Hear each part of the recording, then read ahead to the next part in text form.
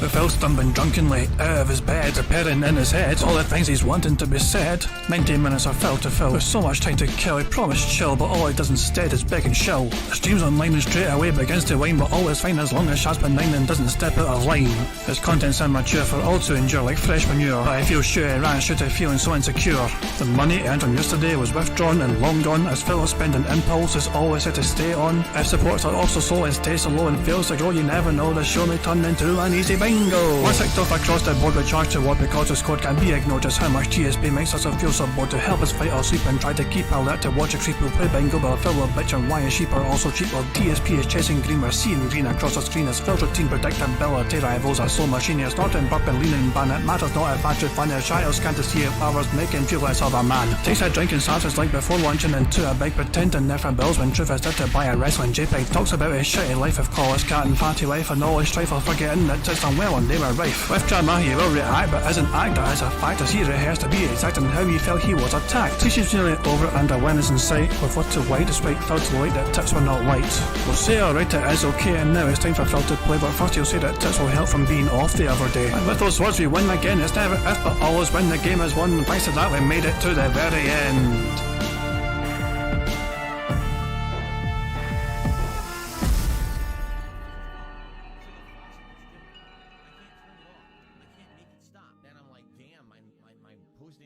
Hey guys, King Jad here, and I hope you're all doing well today. Welcome to Bingo. This is today, Friday 21st of April 2023. I'm all over the fucking place today, but I don't fucking give a shit. I'm happy it's fucking Friday. You guys all should be happy as well that it's fucking Friday. Thank fuck it's Friday and all that fucking jazz. I do hope you're all looking forward to a very robust weekend. Hopefully you don't have too much to do. Hopefully you can take it easy and hopefully we can all have a grand old fucking time. But before we even get into the fucking weekend, we've got a fucking game of bingo to try and fucking win from this fucking idiotic fucking person to say and do a whole bunch of dumbass shit. Now there's a few things to show you guys in case you've not seen it yet. After I finished the bingo yesterday, I went on to the Decepticon stream. Decepticon was playing some sort of strange version of The Sims, where he had DSP, Derek, Liana, Meerkat and other people featuring like Keemstar as well. He had them randomly in The Sims. And Meerkat decided to do something which detracted being clipped for their channel. And that was seen to be believed. Oh my god, this is how it goes in like Phil's mind. In his mind, this is like his ideal. Yeah. I won. Oh my god, the police have come. Of course. Oh, So there's Meerkat in the grey jumper. Swatted again. Oh, we should have Meerkat play with Jasper again. Oh my god. Wait! What's happening with Meerkat? What? What's he doing? See you in hell, bitch. What? Oh my god! Meerkat killed Phil! What have you done? Oh my god! Wait, hold it there for a second. I need to get a screenshot. So yeah, things escalated, I guess you could say, on that Sims. Don't worry though, Phil got brought back to life. And at the expense of, so Derek sacrificed Meerkat to bring Phil back to life. But Steve the Dead is going to be next to a show up on this Decepticon Strange Imagining, and you fucking go. So as I said, this is on Decepticon's channel. It was fucking bizarre for sure. It's like some sort of very specifically modified version of like The Sims where you can do all sorts of strange shit. It was a bit glitchy, obviously. Meerkat was down the stairs, randomly fucking stabbing thin air, and that fucking killed Phil. So there you go. It's quite fucking strange, but it's still entertaining, that's for damn sure. As well as that, Darkseid the Flow has come out with another banger, an absolute fucking classic. I'm going to let you guys hear a wee bit of it, but I'm not going to play it all. I'm going to link you to it and then you guys can see for yourself. Pimp, we get a big ups to Darkseid the Flow and add a song to the playlist. No. What is up, everyone? Hello, and welcome. Only mic was on. It's been on the whole time, huh? I don't even know. Hello. Turn it up. Turn up my headphones. Mic check. 1 2 1 2. What's up, Jamie? Yo. Good to see you here today. Are you ready for this? Yo. You know what time it is. Yes, Jay. It's time to go. Shout out to all my niggas from Guadalajara, Acapulco, I'm cruising in my blue Corolla. I need that money to be a high roller. Trapped and made a controller. She's crying downstairs, so I have to console her. Swimsuit model with eating disorder. Spend $200 on a DoorDash order. Yo, just a fucking crook with a fucking crooked jaw. False flagging down channel with my puppy dog. I committed fraud, and I got low teeth. I'm a low teeth guy. I'm going to stop it there because I don't want to just play the whole thing, which means you guys have no excuse to go to a fucking video yourself and check out. By the way, the rest of the video, it just gets better and better and better and better. Link is in the fucking the chat right now. If you want to check it out and give it some appreciation, give Darcy the Flow a like, subscribe to him if you've not subscribed, because he is fucking hitting out with the bangers, classic after classic after classic. So yeah, go check out and see. Wardrobe Leader has seen that I'm a fan of Russian Badger. You're guilty. I do watch Russian Badger videos. I find it quite easy background noise. I feel when I'm working. It's very easy to listen to, kind of watch or listen to when you're randomly fucking playing. When you're randomly working. I was like working today, so I just had that on playing in the background while I fucking just go on with work. But yeah, I would highly recommend checking out this video, as I said. And yeah, it's an absolute classic. I actually made something as well, but it's not as good. So there you go. Yeah, yeah. I made a wee like fucking diss track as well, just for fun, the average DSP stream. But you guys know if I can find that. I'm not going to show on shit too much. Let's just focus on the bingo now. Get back to focusing on the bingo, and I'm going to spin this wheel to determine today's bingo card criteria. Spin, you ugly bastard. Spin some more. And it's going to land on nobody or no one. Yep. There we go. Fantastic stuff. Nobody. That's fucking typo every time. So, I need a number, guys, between 1 and 200. The very first number in chat I see, which contains the number 3, will be the card I use for today's bingo antics. 53 was the first number I saw from Golden Toad. I'm pretty sure it was a lucky guess. I'm not entirely sure because I don't think the latency was that fast. But Golden Toad was the first one I saw after I said that. So, we're going to the 53rd bingo card, which has nobody in it. So the 53rd, well, it's the 54th result technically for the 53rd card. And here we go, the card is on the left hand side. So we got Phil doing siege mode. What is siege mode? It is where he fucking crosses his arms when he talks to you. He has been doing it quite a lot lately. Now, we borrowed the term from Piece of Peace. Please don't tell him that we stole it. Thank you. You know, the guy's got guns. He's scary sometimes. But yeah, so we've got siege mode. Now we've got Phil saying schedule. What the fuck are you talking about? But we also accept what are you talking about. He doesn't need to say the fuck. Then you got him saying tips and okay. Then you got Phil saying fuck. Him giving a thumbs up, him making a weird noise, him saying percent, and good news. The third row is Phil saying addition, him burping, him snorting, him being toxic, and him saying nobody or no one. The fourth row is Phil saying likes, wrong, him drinking, him saying million, and him saying now. And the fifth and final row is Phil saying engagement, time, him mocking his own chat, him saying voted, and him talking about food randomly. So there we fucking go. That is a card for today's bingo antics. Phil is still not live yet, apparently. What's he saying? He's saying, hey guys, I'll be a few minutes late as I'm paying off all my bills this morning, lol. YouTube payment came through. Well, it's the 21st, which your payment always comes in. It must be an American thing or something, because the YouTube payments all seem to be on the 21st no matter what. But for me, it's like the 23rd, 24th, I believe. So, there you go. So I may have to wait until next week for my YouTube payment, which is thanks to you guys. And once I get that YouTube payment, I'll be able to order my Elgato Stream Deck. So there we go, I'll get to fucking order that as soon as my YouTube payment comes in, and I can finally become an actual proper professional wee streamer type person. And I'll be able to press all sorts of buttons and make things all more streamlined and all that jazz. So there we go. Because yeah, I must I'm saying, it's like you know, you guys, especially D-Dog's had a big contribution last month and suggested get yourself Stream Deck, so I'm not going to fucking ignore that. I'm going to say it's a good shout. It'll make things go better for me. So yeah, absolutely. Damien Anderson's asking, did Filbert actually show off the new classy hat? He did get $100 playing Elden Ring, so he put a hat on. So yeah, I can show you if you want. I don't know when it happened exactly, but it happened during Elden Ring. Oh, he's wearing it during his daily crap. Hold on. For what was... Wait, did he just randomly put it on during his daily crap? It is as well. He left to get it during his daily crap. And today we introduced a new hat. I'll show it to you so you know what it is. You couldn't do that during the fucking podcast though yesterday. He could not introduce people to the fucking hat to show them what it fucking is. No, he forced them to give him $100 so they could see what the fucking hat was. Guy's a fucking con man. This hat was donated by a viewer. It was not supposed to be this color. Okay? Apparently the hat was supposed to be wine red, like darker red, and it arrives in this bright ass fucking red. This is the new hat, introduced the fedora. You look like some sort of fucking like C-grade pimp, you know? Like not some sort of classy, sophisticated fucking pimp. You look like it's like some sort of stupid fucking cheap version of trying to cosplay as the Godfather from the wrestling days. So instead of a fucking toad train, you got some big fucking fat ass beast whale that's just wearing some clown makeup. Red fedora, and this hat was supposed to be a wine red burgundy. Also, is it just me, or does it seem like the hat's too fucking small for his oddly shaped head? It just feels to me like that hat is, it's like on his head, but shouldn't it be fucking going down to his ears?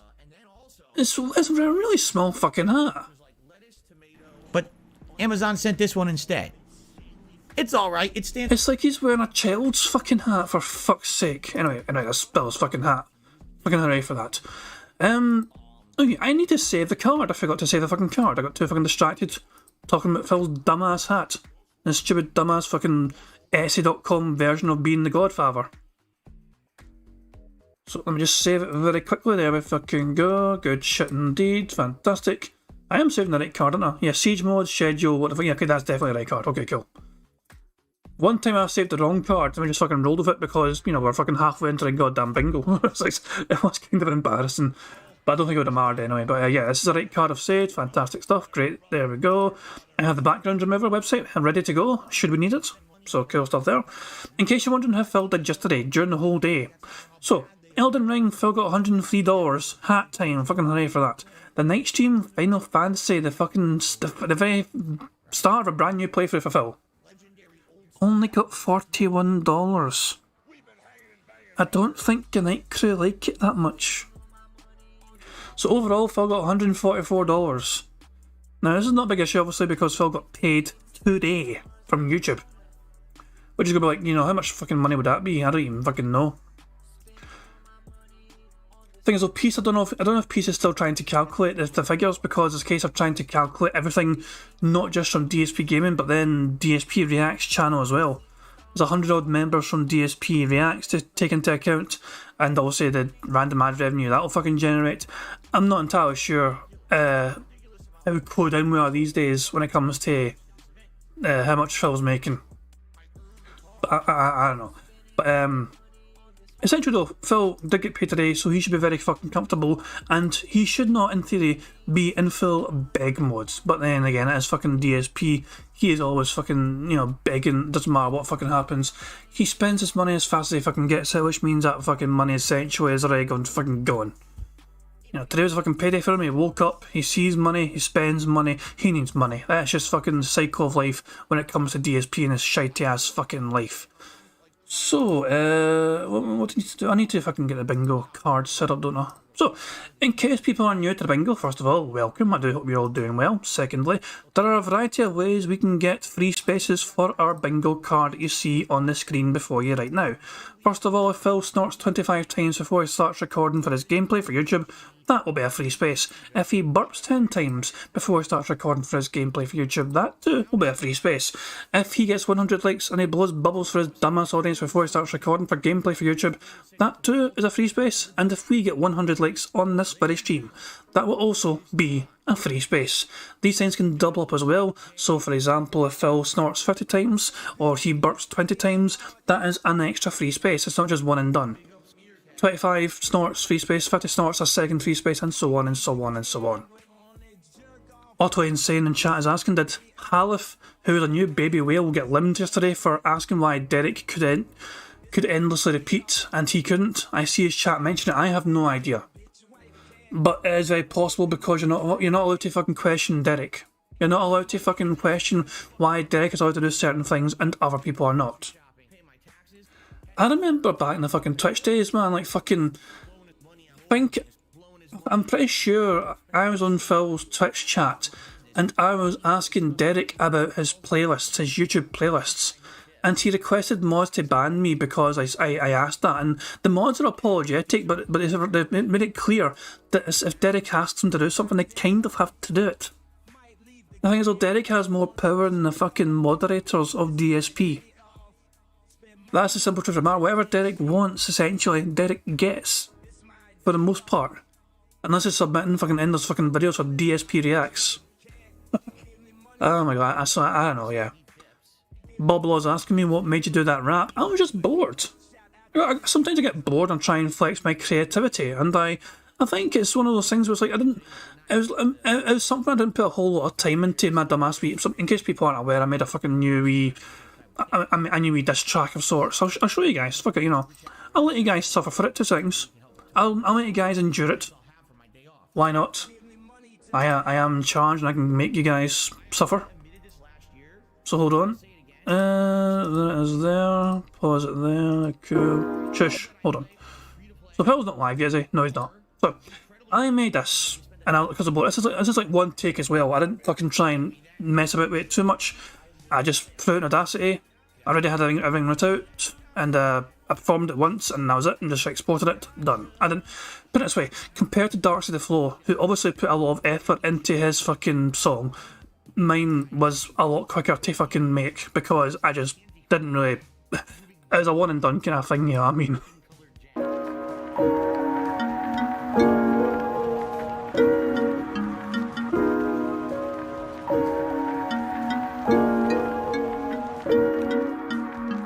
Woke up late again, running late for work, 30 minutes after 10, still time for a pre-stream jerk. My daily ritual, cream my hands to treat the ooze. This shit's habitual, like mobile games and drinking booze. No time to clean the mess, it's time to start the show. Many topics to express, just don't ask where did the load go. I'm feeling under stress, support has been so slow, and so I must address, so my income will then grow. The show has now begun, it's time to set the tone. No stress, we're having fun, well distracted on my phone. I mustn't mention bills, people will make fun of me. They're all just paid shells, piss me off and make me The schedule is now done, we move on to the news. My tips are still at none, I blame money hoarding Jews. There's still a lot of time, let's have some Q&A. So my chat I can prime, time for them to fucking pay. It's time to end the show, and time to play the game. But no one tipped though, time for me to subtly frame that money's tight now, needing funds for day or spending. To feed that fat cow, our appetite is never ending. My chat is full of trolls, and still support us froze. We won't hit any goals, feel it in my guilty toes. I need a whale to come, to bail me out once more. Thank God my fans are dumb to dress me like a YouTube whore. So yeah, I made that recently, and yeah, and there we go. Some people like it, which is cool, but I mean, as I said, I didn't put a lot of time into it. Phil's still not live yet, fuck me. Jesus Christ. Phil's running very fucking late today. So yeah, I made this track, so I'll link it to people if people are interested in, you know, checking it out. That was my wee dumbass little, you know, average DSP stream diss track I made, you know, so there you go. Cool. Samuel Librand, I'm gonna assume it's Librand. I'm terrible at fucking names. Oh. Sorry. So first of all, Samuel says, how's my week going? My week's going okay. I've just finished work. I work Mondays to Fridays, 8 a.m. till 4 p.m. So I'm finished and I'm all good. You know, I'm fantastic. So my week's going great. I'm not looking forward to the weekend. You know, gonna have a good time. Steve the Dead says, he just posted in chat, anyone bringing up bullshit about someone being moderated will be timed out. I'm not having my stream derailed by drama. Phil goes on and says, it's not anybody's right to judge if I moderate someone or not.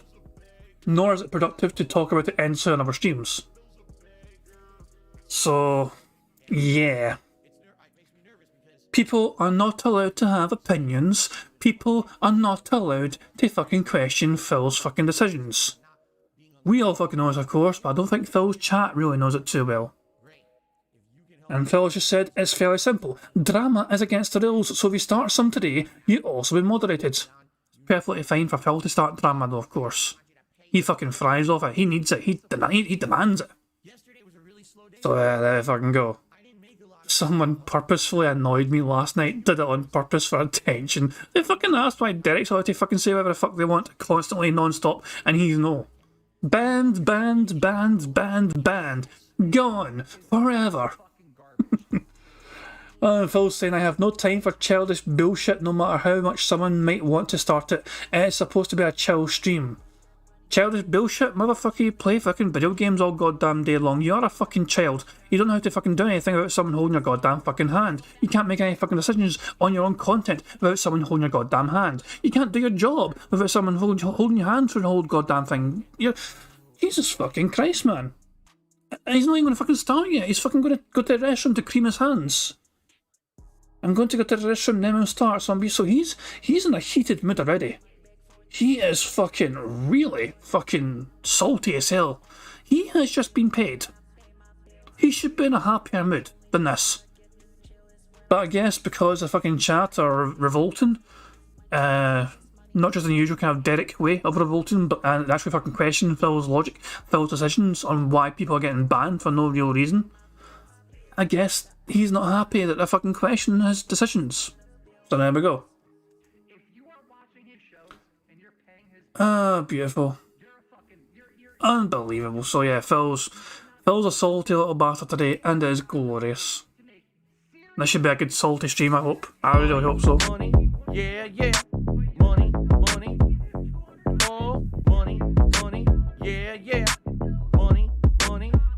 Thank you very much to Drapa member Balloon for Super Chat. Says, baloney free zone. Yeah, Phil has fucking put his foot down. There will be zero baloney tolerated from the fucking denheads today. All they're fucking meant to do is turn up to Phil's streams, listen to him, don't question the things he does and says, and just give him fucking money.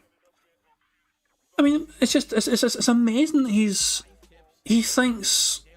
Imagine telling people not to fucking think for themselves and not fucking call them out for things that are fucking strange and sus. Like, he did something which fucking confused, people. And people are like, why has this happened? And Phil's like, don't you fucking dare ask why. It's just, yeah, I don't know. It's just, I mean, also, we know the fucking rules by now. We know the fucking script. Phil does not want people fucking questioning him. He doesn't fucking like his authority being fucking challenged, his fucking decisions being challenged. He doesn't fucking like his audience thinking for themselves and question, why did Phil do this thing? It doesn't look good for Phil. But him fucking acting this way towards his audience also does not look good for him. Now, I think he will hope to fucking contain it within the chat itself. He might not mention it. I don't think he's going to mention this during the podcast, during the recorded parts. I can't imagine him doing that, because that will not go well for Phil. He's gonna keep it strictly to the chat. All that salt, all that anger, all that toxicity, all those threats towards his chat, he's gonna keep it specifically in text form, hoping to not make a big fucking deal of it, and hoping the detractors won't pick up on it too much. Well, at least that's what I assume. I assume he's going to do that. Because if he doesn't do that, and he actually fucking talks about this on video to his audience, it's just not going to look good for him. There is no way Phil can spin this in a positive way without making him look like some sort of salty, toxic person towards his audience. Prophet says, what's happening? I had to step away. So, hold on, actually, it's easier to show you guys. It's probably easier to show you. Phil had a wee salty rant in his chat towards his audience. His audience are questioning about someone that got banned recently, I'll just go to live, there you go. So, people in chat were talking about, someone got banned, they don't know why, they got banned for questioning Derek or something. That's the guy. King Dave Baxter said Halif whatever came back. They were apparently banned because they were asking why Derek's allowed to fucking say whatever they want all the time and spam it, but others aren't. So Phil's chat are talking about it back and forth, and Michelle saying basically we would become a democracy. That's pretty fucking funny to me. Michael's a fucking denhead himself, is fully aware it's not a democracy. So Phil's just saying, he put his foot down. He put his guilty foot down, Phil says, I'm going to just say this now. Anyone bringing up bullshit about someone being moderated will be timed out. I'm not having my stream derailed with your drama. Someone purposefully annoyed me last night, did it on purpose for attention, then threatened me live on stream. It's not anybody's right to judge if I moderate someone or not, nor is it productive to talk about it endlessly on other streams. It's fairly simple. Drama is against the rules, so if you start some today, you'll also be moderated. I have no time for childish bullshit, no matter how much someone might want to start it. It's supposed to be a chill stream. And then he fucking ran off to the fucking bathroom so he could quickly masturbate. So there you go. That's what you missed, Prophet. Phil having the right wee temper tantrum towards his audience right before he starts his stream. Now, I'm not aware of anything that happened. I have no idea about the full context of this. I don't know what was said. I don't know what the threat was. I know nothing about this. But, either way, lol. That's all I'm thinking. It's still funny to me, damn it. That's all I'm thinking. I could try and find out quickly. I don't know how I would find out. I know Aquateel had a couple of clips, but I don't think I was related to it. Ah, Christ, man. Phil is so late today. Do you want to know Phil's reason for fucking being late? I don't know if he's even going to be fucking still here either. Hold on. Ah, fuck, it's gone. Is it gone? Yeah, it's gone, I think. So, Phil claimed that he was super busy with a whole ton of things to do, including having a bunch of thumbnails to fucking add. Which is why I was so late to start the stream. Plus, I had to pay his bills because it was payday for him. This resulted in Phil starting the stream about 10 minutes later than usual, and he is usually live well before now. This is bizarre. I mean, Phil's never usually this fucking late. Is this going to fucking result in a shorter podcast again? Who fucking knows? But, yeah. We're such just waiting for Phil to fucking finally get back and begin his goddamn shitey podcast. Brian A is asking what's that on his wish list that Nightbot's just posted in his chat.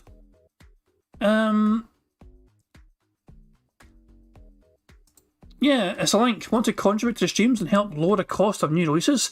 Check out DSP's wishlist here, and thanks for any contributions. And it fucking gives a link. I'm not fucking clicking that fucking link. Fuck that shit. Anyway, Phil's beginning the fucking show now. As you can see, he's fucking got his dumbass little bumper roll thing. So yeah, we're about to begin the blah. I'll just fucking say that again without tripping over my dumbass tongue. We're about to begin the bingo now. Please tag me in chat in case I say anything on the card. I don't try my things on the card. I just do sometimes because I am a stupid bastard. Nothing I can do, dude. Bugged bingo mechanics and all that jazz. If you get 25 out of 25 on the card, we can get a fucking full house. It means one of you guys could win a prize on the old bingo card shenanigans. So yeah, hopefully we can get a whole 25 out of 25 today. The car looks pretty good, in my opinion. Good luck, guys. Here we go. It'll be great to fucking go into the weekend with a full house and one of you guys can win a wee prize. So yeah, let's go and get a fucking wee victory today. DSP's a bitch. Wow.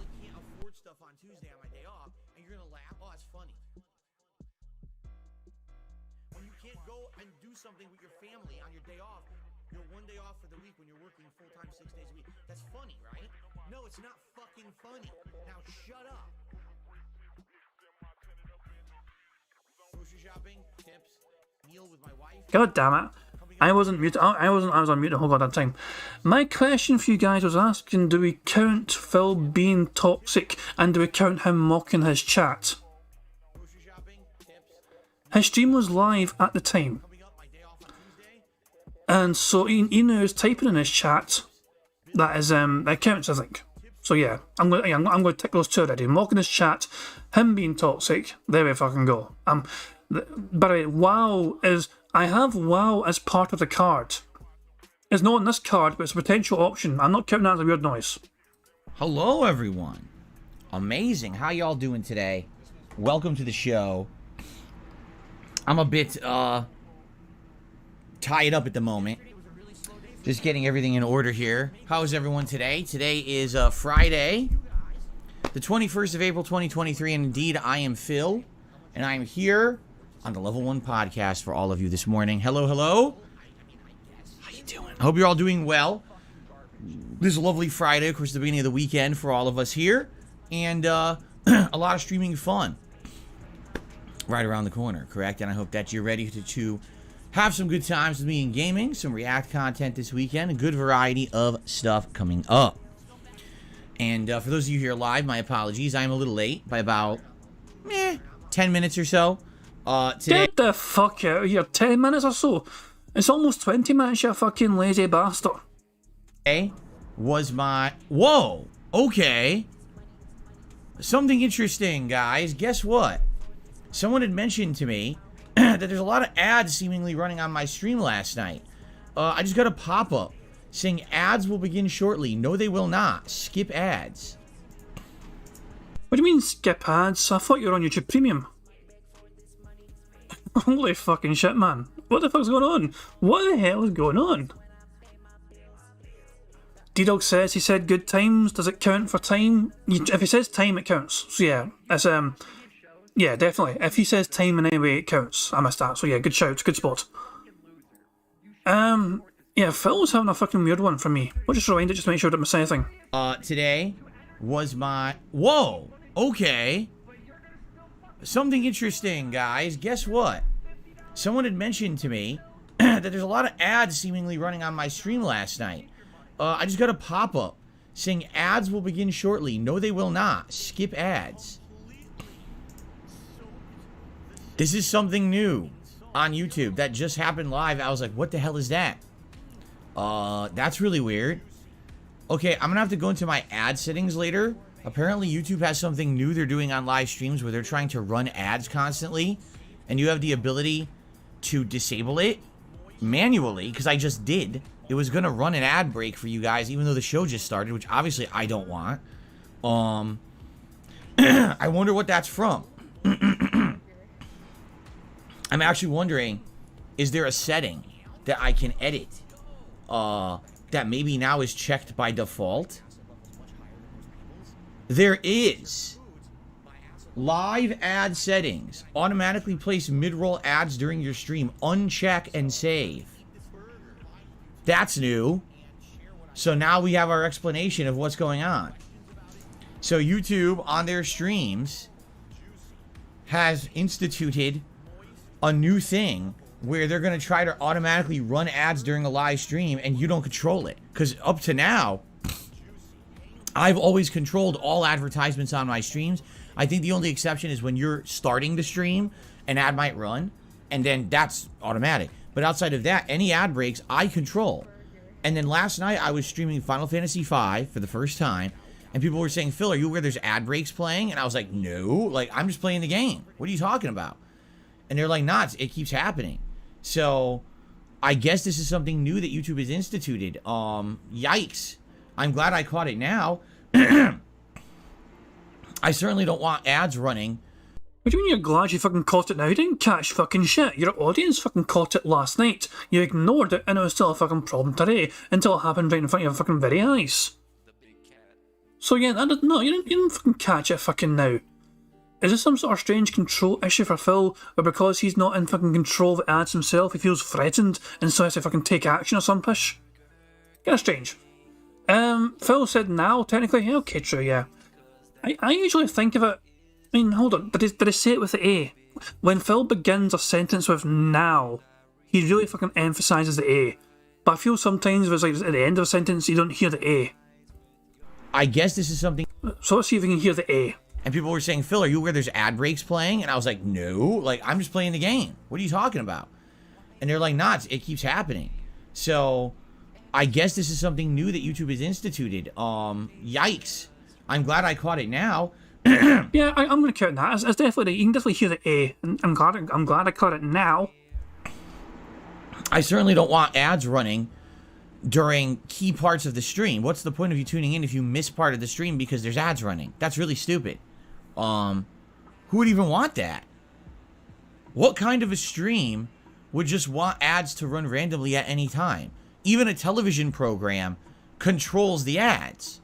Like, they split the show so that it doesn't... You know what I'm saying? It's not like, oh, it's the key part of the show that's important, and then an ad runs over it and you miss it. Who would want this feature? Amplatory says this actually is something on Twitch that's done all the time. Really? That's stupid. Did he not know Twitch fucking done that shit all the goddamn time? Holy fuck, man, the guy's fucking clueless. I'm going 1.25.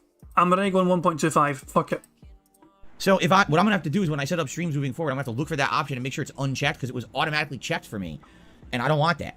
Okay, guys, my apologies last night if you were on a stream, and I don't know if that happened. Well, I guess it would have happened anyway because I wasn't on the stream yet today, right? Well, hopefully I fixed it, okay? All right, so, ladies and gentlemen, welcome to the show. Sorry about that, a little bit of early baloney. And welcome to the weekend. We got a lot of good stuff coming up this weekend for you. And of course, welcome to the Level 1 podcast. We're going to talk about a lot today. We're going to talk about, essentially, we're going to talk about two things that happened yesterday. The Street Fighter 6 digital event, and my overall thoughts on it. And then also we're going to talk about Final Fantasy V last night and how that went, okay? I'm very excited to talk about these things. So I hope you are too. It should be a good time. It should be a good discussion of two very awesome things that happened yesterday on my day back from break. So these things will obviously influence the streams moving forward, because already people are like, well, Phil, are you going to play the Street Fighter 6 demo? Well, the answer is yes, but not right away, and there's a good reason why, as I'll explain today.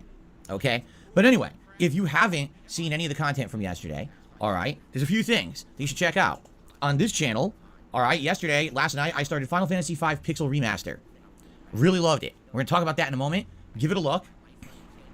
And so far, there's 2 parts, and it's going to be I feel, a very fun, long-form chill stream playthrough.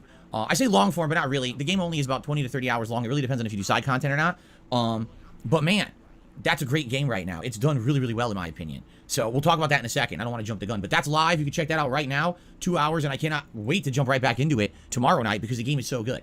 Okay? The other thing to talk about is, the Street Fighter 6 event from yesterday, which we covered. It went live on 3 p.m. Pacific time, so I ended my Elden Ring gameplay, and I did a live react to it, which now you can watch in its entirety over on my reaction channel, DSP Reacts. If you didn't see that, man, positive stuff, good stuff, fun stuff. I'm feeling good about Street Fighter 6 now. It didn't answer all of our questions. Sadly, some of the unanswered questions have remained unanswered. But for the most part, it was a good event. And again, we're going to talk about that in a moment too. And, if I'm going to be playing the demo or not. And so that's good stuff. But I just want to let you know all that content is live right now if you want to watch it on the various channels. All right. So let's talk schedule for the week. Let's get that out of the way so you guys know what to expect this week. But then we can lead us into our next topics, which is the Street Fighter 6 event, Final Fantasy V, etc. And then some game news. We also need to talk about the upcoming long-form React event. The long-form React event is on April 30th, and we're going to be reacting to the Internet Historian YouTube channel. What I need is your suggestions on some of the best videos from Internet Historian. What we will likely do, probably not this morning, because I have a lot of topics to talk about, but one of these mornings, all right, we're going to go to the channel, and I'm going to look up some of the most popular videos there, and you guys are going to be able to vote on what you want to see me react to come April 30th. It's going to be like a day-long marathon event like I do every month for reacting. It should be interesting because it's not drama. These long-form React events I've done essentially have almost always been drama documentaries. And we're not doing that this time around, okay? So that should be fun. So we need to basically lock that in by the end of this week because it's 1 week from this Sunday, okay? But in addition to that, what we also need to do is we need to determine what we want to do for the next special event here on DSP Gaming. We just had my birthday event about 2 weeks ago. Actually, it was exactly 2 weeks ago. It was my birthday marathon. That went really well. But what else do we want to do? There's a lot of ideas that have been thrown around. One is another Viewer's Choice event. And I'm like, well, that's fine, but you understand that a Viewer's Choice event is just another playthrough. That's not like a special day-long event. If we're going to do another Viewer's Choice, I feel like we should wait and do it around the summertime, because actually the months of May and June are going to have a lot of new game releases. So I don't think we should do it now, but maybe around like July. But what other special event would you like to see? Would you like to see a day where I challenge myself to play retro games and do like daily challenges? Like, remember I was going to do something like try to beat Ninja Gaiden on NES, try to complete stages in the classic Mega Man games with certain criteria and stuff like that. Would you like to see a retrospective event where we go down memory lane and you guys nominate your favorite moments from my history for us to watch back, whether it be a video series I've done, a particular playthrough I've done, right? Any of that. Maybe travel vlogs and stuff like that, right? No, nobody wants to fucking see that garbage fucking content, Phil. You're fucking offering it as a fucking possibility, but you're not going to fucking try and, get that fucking footage yourself. If that fucking idea happens, you're going to fucking demand your audience fucking goes and finds the best fucking things for you to fucking react to, and it's going to have a whole bunch of stipulations as well. It can't involve Liana. It can't fucking involve this kind of thing. It can't involve that kind of thing. Nothing to do with the incident. Nothing to do with fucking some drama. Something horrible. Some horrible thing you said is not allowed. Basically, if it fucking makes you look like a fucking massive fucking dick, it's not going to be fucking allowed. But the fact of the matter is that rules out so much content from back in the fucking day. You're really going to have that. Retrospectives are fucking garbage for you, Phil. Right? Or something else. I really don't know what you guys want for the next special event. but I like to do one around once a month. So our first one was early April. I'd like to do the next one around maybe mid to late May, and then kind of keep that pace. About every month to month and a half, we do another kind of special event here on DSP Gaming. But we got money, yeah, money, oh, money, yeah, money. Thank you very much to Black Mage Super Chat. It says that's like asking if you want to see another 9/11. Jesus Christ, man, Black Mage. Yeah, Phil's fucking streams are often quite a fucking disaster stream anyway, for the most part. There is no denying that. There's not that kind of disaster, obviously, you know what I mean? But still, yeah, Phil.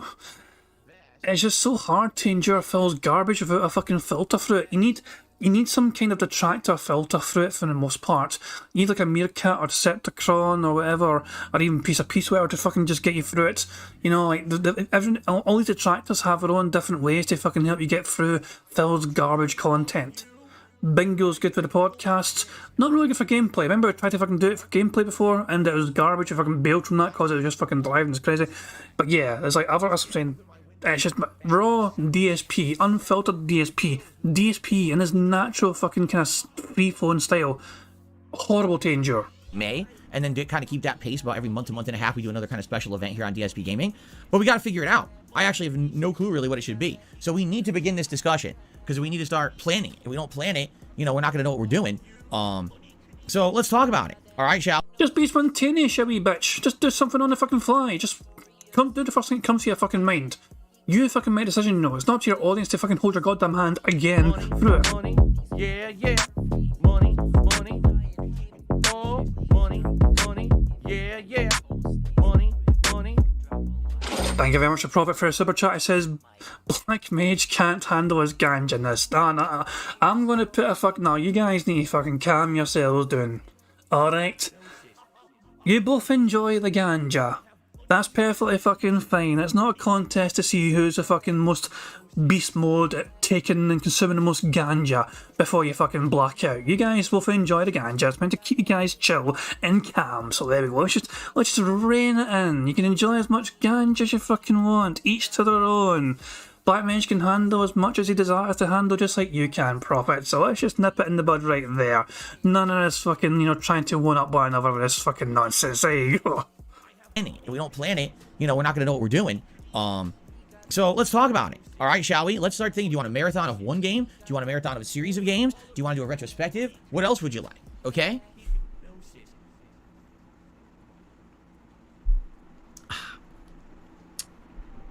So good stuff, right? All right. So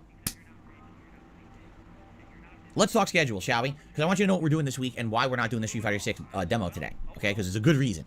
So today, ladies and gents, I started the Level 1 podcast a little late. Why? Because I got my monthly YouTube payment today, came through, which means, boom, it's time to do all my payments. So I sat down for like a half an hour this morning, and I was just paying all my bills. And it made me be a little bit late to stream, which is fine. We have plenty and plenty of gameplay and fun for you on stream today, despite the fact I was like 10-15 minutes late, and I apologize for that. So if he wakes up like an hour and a half before stream starts, why did he not pay his bills when he woke up? This is why we are convinced that fucking Phil does not get out of his fucking bed until 5 minutes before stream's due to fucking begin. What the fuck, Phil? If Phil's been taking at his word and he wakes up like a whole hour at least or 2 hours before, Phil claims, he has claimed before that he is usually awake about 9:30 or so. Like, apparently between 9 AM and 9:30 AM is Phil's normal time to wake up. So that's like a whole like hour and a half or so before Phil's due to begin streaming. And yet he chose to not look at his bills and what he needs to fucking pay until he turned up to his own stream and then paid it there. It doesn't add up, does it? It does not add up. The more plausible situation, the more plausible explanation, the more plausible and likely scenario is that Phil slept until about 5 minutes before stream was due to start, and then just fucking, you know, I was like, oh shit, I was almost late to my fucking stream, and then just fucking tried to rapidly fucking pay for everything. Well, just fucking, you know, fuck the stream chat, fuck the audience, fuck me doing my fucking job on time. I will slept in and I need to pay my fucking bills and spend all this fucking money I just got. But thank you for understanding. And so we got the Level 1 podcast right now. All right, and then we've got, hold on, excuse me. Then we've got the conclusion of Silent Hill 3. And you might say, wait a minute, the conclusion? But you've only played Silent Hill 3 a few times. Well, you're right. Silent Hill 3 is a pretty short game. I actually looked up my original playthrough from 2012. And at this point in the playthrough, back then I was playing 10-hour increments, or 10 hours. Back then I was playing in 10-minute increments. Because back then on YouTube, over a decade ago, YouTube was not allowing longer clips. I wanted... Is that a thumbnail worthy? Oh my god, this fucking face. Did not expect that fucking face to go, you know, a fucking rebound. But yeah, I mean, I was going to do like the fucking face palm. You know, the face slap face. But this face right here could be its own wee fucking thing as well. Hold on, okay, I'm going to get a picture of this face and then I'm going to try and find a good picture of Phil face slapping himself. Great wee tune playing in the background, of course. Squeeze banana! Here we go, let's see how this turns out. Oh, it's a wee bit slow today. Speed the fuck up. That's actually a pretty good one. Kinda. It gets a little bit weird at the left hand side randomly. I can fix that, you know, in Photoshop. Okay, let's find this random fucking face slap. Point in the playthrough, back then I was playing 10-hour increments, or 10 hours. There we go. Mr. See no evil, speak no evil.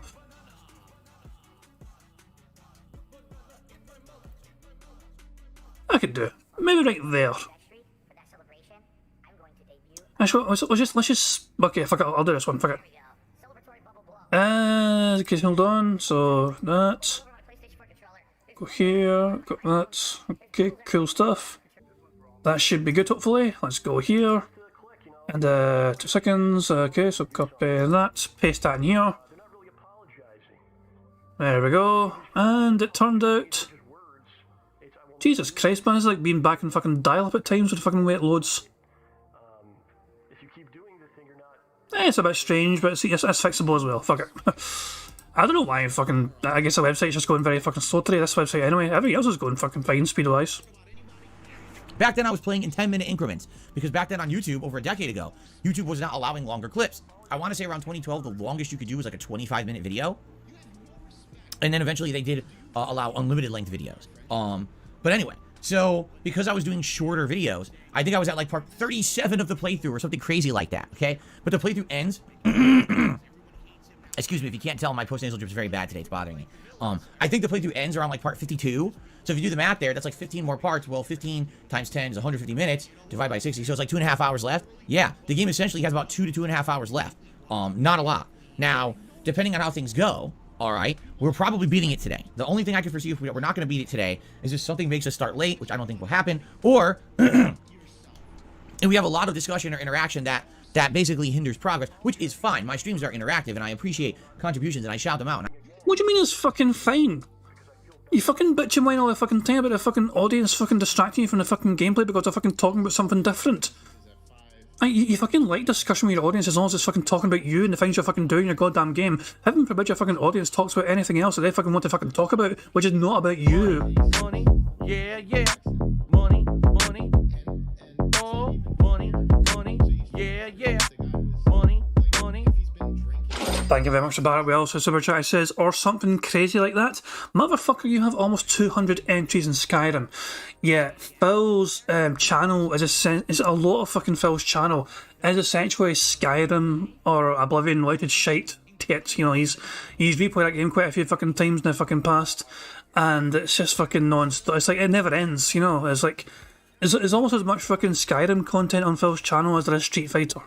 Really, it's fucking mental. That basically hinders progress, which is fine. My streams are interactive, and I appreciate contributions, and I shout them out, and I have conversation with you. But I mean, realistically, if I beat it in under 2.5 hours from this point, the last time that I played 11 years ago, even with interaction and everything, I don't think this is going to be a playthrough that's going to take like 3-4 more hours. You know what I mean? Like, I think we'll beat it today. And that's good. It was a short but sweet playthrough, right? Only my second time playing the game. So far, it's been good. Admittedly, I don't think it's as scary as Silent Hill 2. I think Silent Hill 2 is a much scarier game. But it's still decent, I would say. Decent game. And I'm curious to see how it ends because I don't really remember the original playthrough's ending at all. I did remember certain parts, like the subway part I remembered because that's the most annoying part of the game. But I don't remember this. Yeah, money, money. Oh, money, money. Yeah, yeah. Money, money.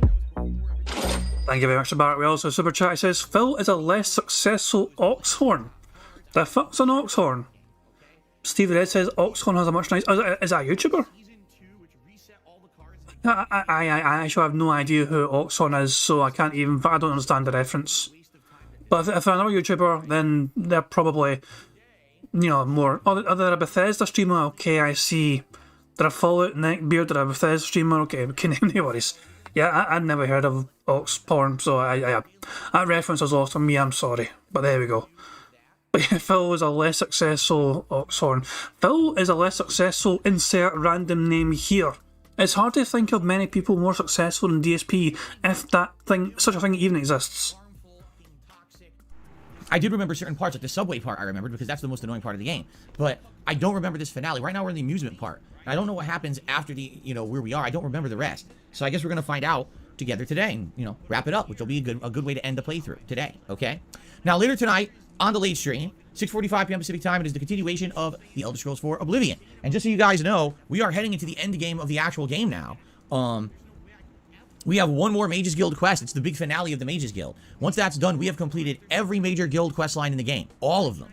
So all that's left is the main story and or one-off random quests. So depending on how tonight goes, we might advance the story a little bit.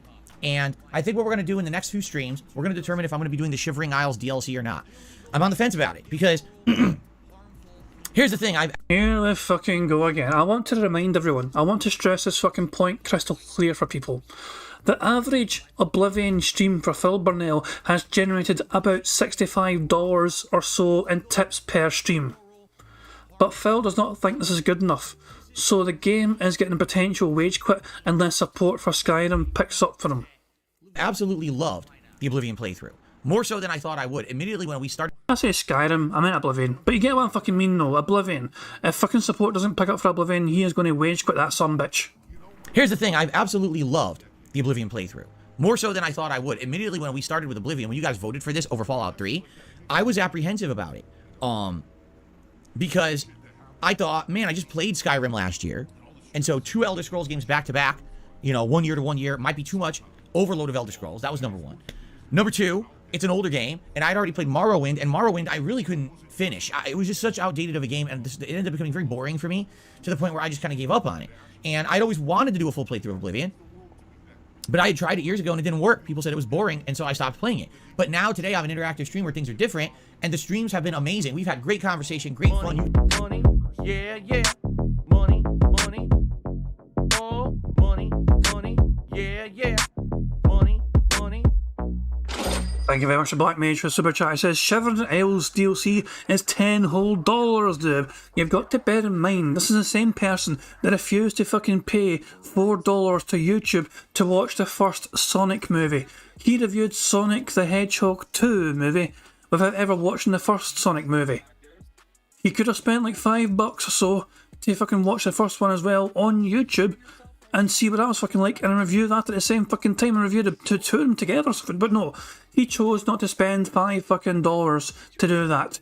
He said instead, no, if it's not on HBO Max, if it's not on Amazon Prime, he ain't giving that fucking time. He's not going to spend any money at all, even if it's only a few fucking bucks. Never mind the fact that he gets on average about $1,000 a week in tips. Never mind that.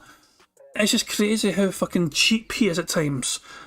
Because he's fucking prioritising money going to other fucking dumbass shit like fucking WWE champions, like Street Fighter Joe, like DoorDashes, like all the fucking alcohol he and Kat are both consuming. It just, without fail. But now, today, I have an interactive stream where things are different, and the streams have been amazing. We've had great conversation, great fun. You guys have helped me a ton. Nebicon Echo says he's insanely jealous knowing that other people get stuff for free because of who they are. Are you aware of who DSP is? You're talking about getting stuff for free. Don't you fucking remind everyone what the fuck he's got for free right now? Don't you remind everyone? So, the LED lights you see before you, donated by a fan. The webcam Phil's using right now, donated by a fan. The capture card he uses to play his fucking games, donated by a fucking fan. The Xbox console he plays almost every single fucking day to play his games, donated by a fan. It's like, so much of his crap is fucking because it was given to him for free. That stuff doesn't count. How the fuck does it not count? The laptop, of course, the laptop he's using to monitor stream chat, given to him by a fan. And work his OBS and all that shit. Oh my god, yeah. You see what I mean? It's just crazy. Phil's always going to... I've said it before as well. Phil always shows jealousy. He always shows these traits of jealousy towards people above him. Even though Phil, in the technical pecking order of YouTubers and live streaming and all that shit, Phil is quite high up in that pecking order. You know, you probably couldn't name a huge amount of streamers who get about $1,000 in tips alone every week from their audience. You know, so Phil is quite high up in that pecking order. But the problem is Phil is never looking down at the literal millions of other people who are not doing as well as him. Phil is not thinking, I've got it good, I'm doing quite well, because he's always looking up in envy at the people that are more successful than him. He is never fucking... He always takes for granted how well he's fucking doing, because he's always fucking looking up. He's nearly at the top of the fucking mountain, but he's looking up at people who are actually above him doing fucking better than him in the streaming department. And the people that are getting fucking all these opportunities and all that shit, they're better at networking, they're better at fucking engaging with their audience, they're better at getting money from their fucking audience in general, they're just better to fucking like in general. He is hated, he is toxic, he doesn't get opportunities because he's so toxic, and he's always fucking looking on in envy at all these fucking people who are doing things better than he is. These are fucking younger people, hungrier people who are just better at the fucking thing he's doing and has been doing for 15 fucking years now. So Phil, instead of fucking taking, you know, being happy with how well he's doing, is always looking on in envy at fucking like 5% of people who are doing better than him in the craft he's doing. Even though he's doing better than 95% or so. I mean, I think it's a fair estimate. I think Phil is technically doing better in terms of just fucking getting money from people compared to 95% of other fucking people on YouTube. Is that, I mean, 90 to 95% I think is a fair estimate. But yeah, Phil is always looking up in envy at those he fucking wishes he was fucking, you know, as successful as. Because it's never enough for him. It's just never going to be enough for him. He never looks down and thinks, boy, I've got it good. He always looks up and thinks, I wish I had more. With the playthrough to find the better items and do the better things. And it's just been really, really good in my opinion. So this has been a great playthrough, but the thing is, the playthrough's been going on for almost 4 months. If you can believe it, we started Oblivion on Christmas. Yes, the Christmas marathon. So a 4-month-long playthrough. You know, 60 hours of gameplay at this point. Some people are tired of it, and they're like, man, can we move on? Can we do anything else for a late night chill stream than this game? So, that being said, I'm weighing and balancing your opinion. Some people absolutely want to see me do the Shivering Isles DLC, and have tried to convince me that it is one of the best DLCs ever made for an RPG. I've been told that. Like, it's seriously good, supposedly. Okay? So I'm debating it. Do I want to continue? I don't know how long the Shivering Isles DLC is. I've never played it before. So, you know, I guess we'll have to see. What we'll do, maybe tonight, we'll see if I can get, like, if I were to get that DLC, how much would it cost and everything. Maybe we'll go on the Xbox store and see there, you know, what's listed.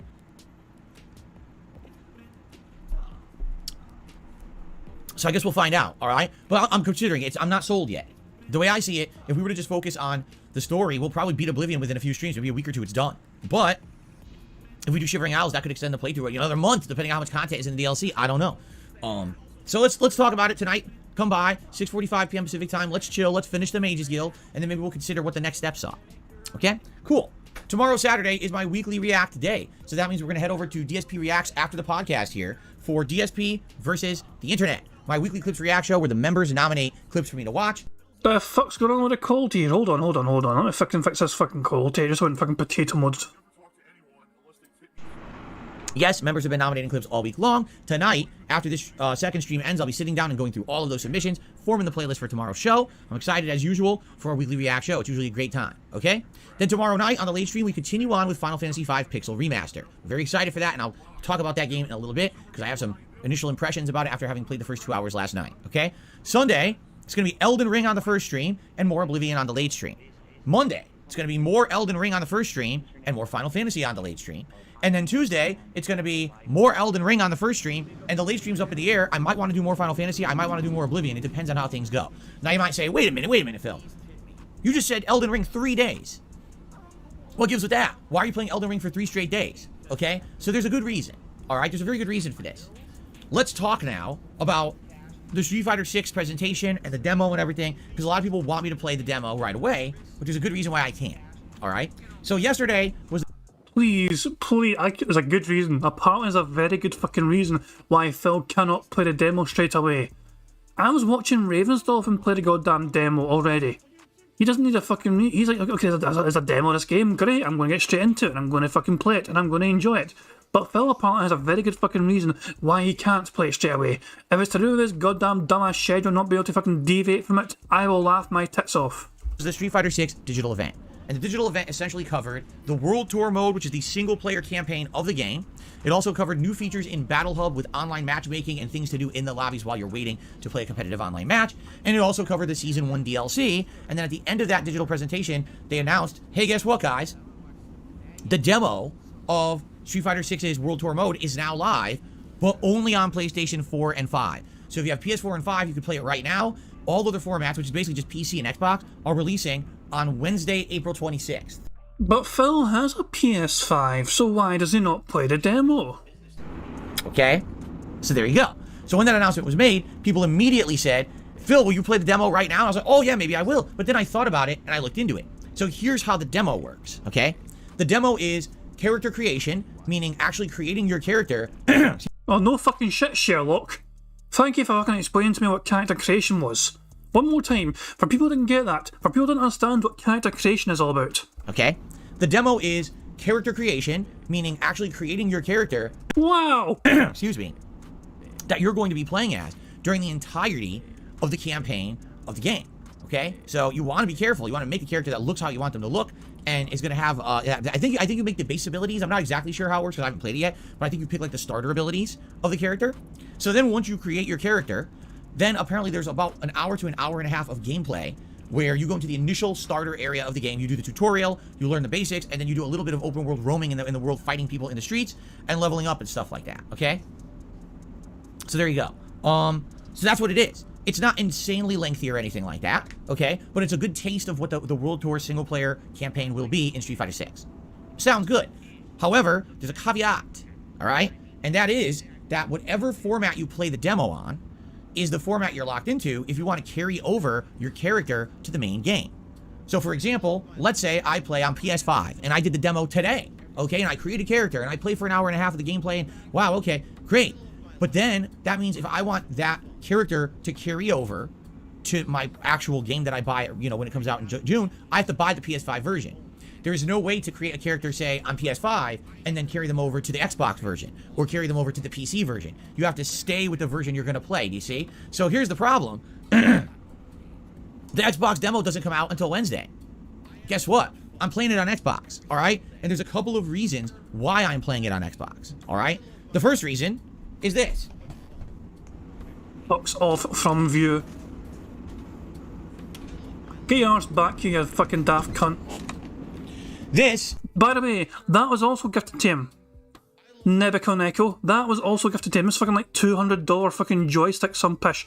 That was also a gift from a fan to him, his fucking fight stick controller. So never mind this fucking pish of Phil never getting things for free. He gets a whole bunch of shit for fucking free, but even things that he barely fucking uses for his dumbass content. So I don't hear this pish that Phil never gets shit for free. He gets so much shit for free.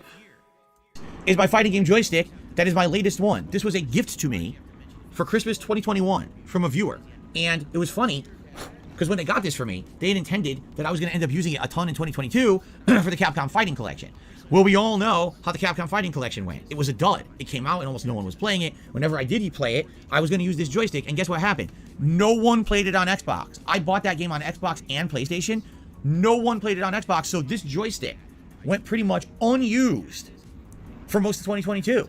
In fact, the only time that I used this joystick was for the Street Fighter 6 beta. Wow, what a waste of fucking money that was from that den-headed fan. Prophet says that apparently the character is tied to your Capcom account, not the console. If that is true, Phil's an absolute moron. But there you go. I mean, we'll say there's no fucking danger, there's no risk of fucking not being aware of that. Phil is an absolute moron. I think we can all agree wholeheartedly on that. But apparently it's tied to it's not tied to the fucking console, it's tied to the Capcom account. And of course Phil's going to use the Capcom account probably across any different system he plays on. Which came out in October, was October 2022, and then December there was the second wave. So for 2 betas, I used the Hori Fighting Stick Alpha for the Xbox Series consoles. But outside of that, I never got to use it. It's relatively brand new. The buttons, you know, the joystick, It's ready to be used and ready to be played. The other joystick that I have, which works for PlayStation consoles, is old. That's the joystick, no exaggeration, I bought for the beta of Street Fighter V in 2015. That joystick is 8 years old. All right? That joystick has been through its paces. I played Street Fighter V on it. I played Ultra Street Fighter. Well, no, Ultra Street Fighter 2 was on the Switch. I played Capcom Anniversary Collection or Street Fighter 30th Anniversary Collection on it, right? I played Capcom Fighting Collection on it last year, amongst other games, other fighting games as well, like Mortal Kombat and things. I've all played on that joystick. So that joystick is worn out. This joystick has brand new parts, not used, ready to be used for a competitive fighting game, okay? So if I'm going to play Street Fighter 6, I want to play it in the version that's going to have the best controls, and this is absolutely going to be the best control scheme for me, is this joystick, okay? Now here's the other thing. You may not realize this, but Street Fighter 6 is cross-platform. What that means is no matter what version you buy, PlayStation, Xbox, or PC, you can play online against people playing all the other versions anyway. So technically, it doesn't really matter what format you're playing on. You can have competition from all over the world and all different platforms. You're not limited. Previously, Street Fighter games were limited. If you played on PlayStation, you're playing PlayStation players. You play on PC, you're playing PC. You're playing Xbox, you're playing Xbox. This is the first time there's full crossover among all. So if I play on Xbox, I get to play against everyone all over the world, and I get to play on a brand new joystick that's essentially unused. It's kind of a no-brainer. Why would I limit myself to play on PlayStation when that joystick is worn out? I'm not going to buy a whole new joystick when I have an unused one sitting right here, okay? So it makes sense to play it on Xbox. But for some reason, the demo doesn't come out on Xbox until Wednesday. So there you have it. Let me go put this back.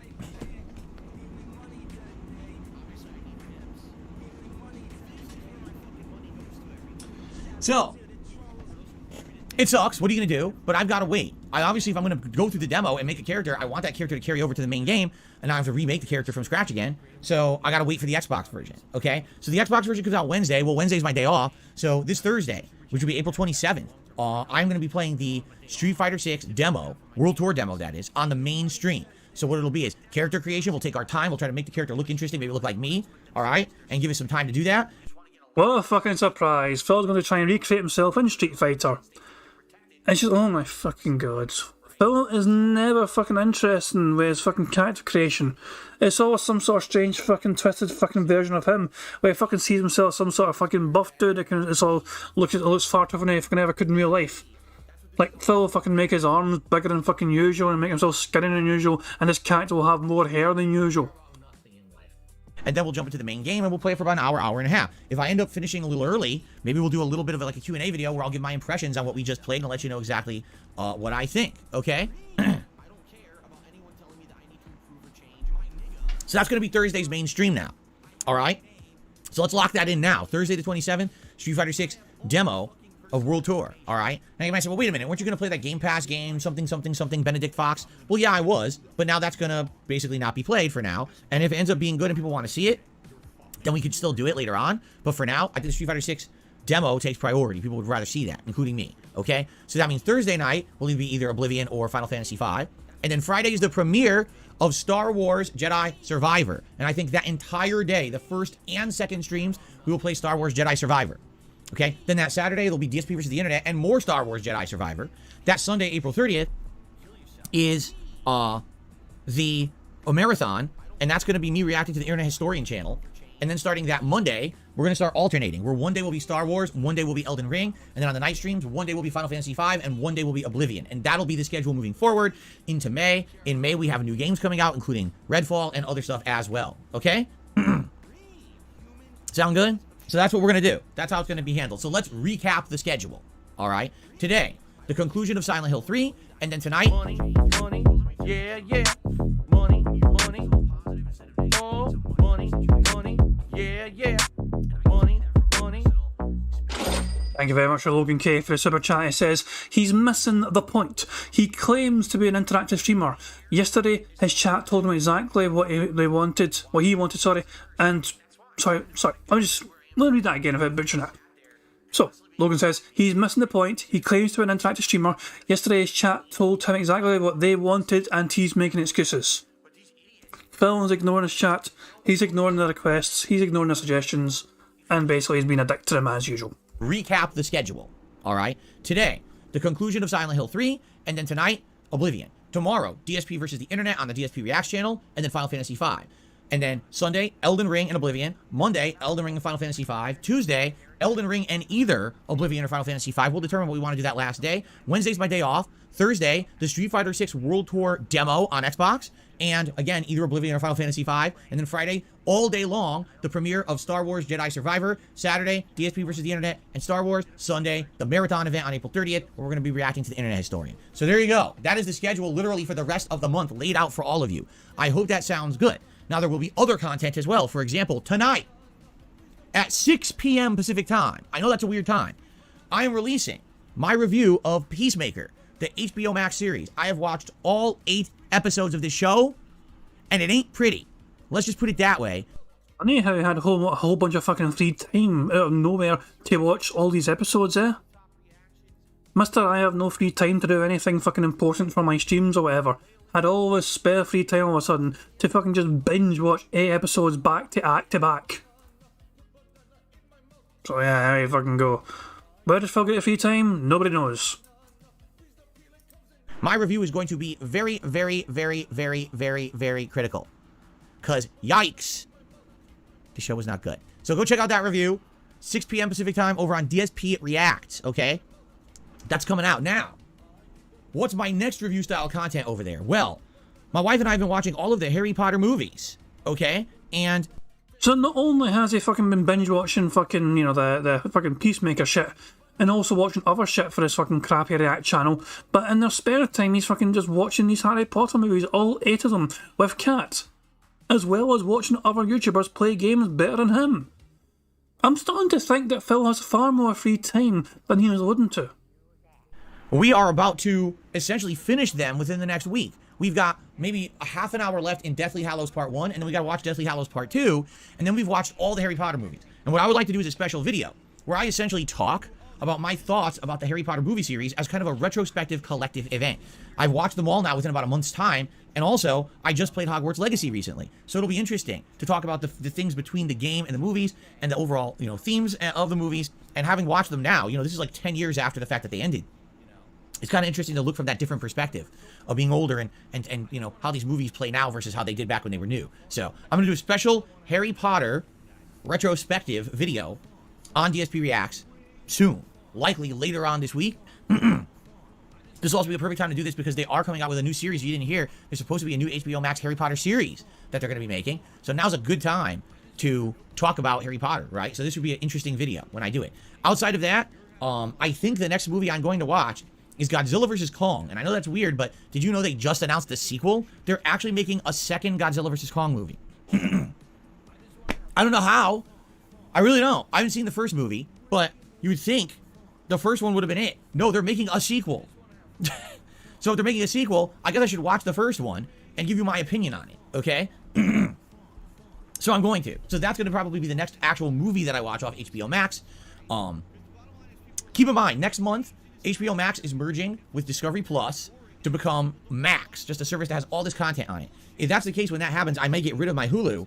And if I get rid of Hulu, what I may ask you guys for then is your opinion on what should be the next service that I look to get when a new show or a new movie comes out. Because right now, all I've got is Hulu and the Amazon, Amazon Video, excuse me, and HBO Max. But if I get rid of Hulu, maybe I can get something else. Maybe I can get Netflix or Disney Plus, whatever you guys think. Paramount Plus. I don't know what shows are coming out that would interest you for me to watch and review for you. So think about it, and within the next couple of weeks, you know, we'll talk about that and go from there. But come May, I think I'm getting rid of Hulu because I haven't watched it in a while. Okay. Okay, so, now that we covered all of that, Street Fighter 6. Man, that presentation yesterday was good. I feel like with Street Fighter 6, Capcom is trying to make up for all the mistakes they made in Street Fighter 5, which is obviously a good thing. Keep in mind, the game has a new creative director, a new producer. Yoshitori Ono is no longer part of it. He's gone. He's not even at Capcom anymore. So having all new people in charge seems to have been the right move, because yikes, what a different approach to the launch of this game. Yes, of course, the online play is important to them, but they say, man, we want to appeal to a wide audience of gamers. We understand that there's people out there that like Street Fighter and fighting games, but they're not necessarily going to be competitive, hardcore Capcom Tour Pro players. They just want to enjoy the game for what it is. And man, yeah. Money, money. Oh, money, money. Yeah. Money, money. I Thank you very much, Barrett Wells. So Super Chat says, choose what bill you want him to beg for. If I had to pick a bill for Phil to beg for, I think I would ask him to beg for... I think the tax bill. His back taxes, which are apparently still fucking an ongoing thing. The never-ending back tax saga. So, if I had to pick one thing for him to fucking beg for, I would pick the fucking back taxes shit. Competitive, hardcore Capcom Tour Pro players. They just want to enjoy the game for what it is. And man, did Street Fighter V miss the mark with that. You know, Street Fighter V, when it launched in 2016, had no offline content whatsoever. I just want to repeat that. It had no offline content. No story mode, no challenge mode, nothing besides sit there and play against someone in a competitive environment. That was the whole game. And although that will always be the core of what Street Fighter 6 is, fighting games have evolved in the last 10 to 15 years. Take a look at NetherRealm and what they've done with their games, adding in interesting, lengthy, meaningful story modes, right? And whereas you've never fucking evolved for the last 10 to 15 fucking years, you've watched fucking fighting game franchises evolve. You've watched a whole bunch of different other fucking series evolve. You've fucking seen fucking God of War evolve. You've seen so many different people, different games, different corporations, different movie franchises, different TV series. You've seen this fucking evolution of all these things growing and evolving into fucking things that are getting better and worse. And whereas Phil Burnell is in perpetuity still as toxic as he was 10 to 15 years ago. He's still as brain dead. He's still as fucking moronic. He's still as toxic. He's still as salty. The only difference is he's gone from fucking doing it from on demand, doing it in a live streaming fucking style. DJ Nero says, am I missing the plot? He wants his fans to suggest stuff to watch so he can review it. So they probably already watched it, so they can recommend it and then watch his review. I mean, it's not actually that unusual to fucking... It's not actually unusual to watch someone else that you like as a content creator review something that you like, because, you know, it's like they can have some kind of take in it as well, you know what I mean? Like, for people that are good at reviewing things, and people actually know what they're fucking talking about, you know, when it comes... Sometimes, like, some people, just for people that are good at a fucking job, essentially, especially good at reacting to things, if they care about the thing they're fucking reacting to, you know, it's good to get their take in it as well. It means they might be able to fucking give an insight into some things that you fucking watched when they might know about it. I mean, it could be, example, some, you know, Marvel fucking fanboy, you know, has got a React channel, you know, they know all the Marvel lore, they know all the Marvel fucking behind the scenes shit, and you just, let's just say you watch some sort of, you know, the recent Marvel movie, it could be anything, and you watched it, but you want to fucking get their take in it to see if there are things that they saw that they picked up on that you didn't. So at times that can be entertaining, you know, I can make a good thing. So, but what Phil's doing, no, Phil has no fucking clue what he's fucking talking about most of the goddamn time. Phil is just basically regurgitating the plot of whatever the fuck he watched to his audience. When Phil does react content, it's not usually that fucking worthwhile to watch, because he is not actually fucking given any intellectual fucking sort of thought process whatsoever towards the fucking product, the thing he's reacting to. He's basically just regurgitating the goddamn plot and then telling people how much he enjoyed it or didn't enjoy it. There is no real fucking further backstory into things like, oh, this person, this guest star was how did this person get involved, and why did they go for this kind of route? Why did they change the fucking plot from the original thing here or there? Now, Phil cannot offer any of that kind of input. He basically just consumes the content and then tells people what that content was, and then tells them to fucking like it and give him money.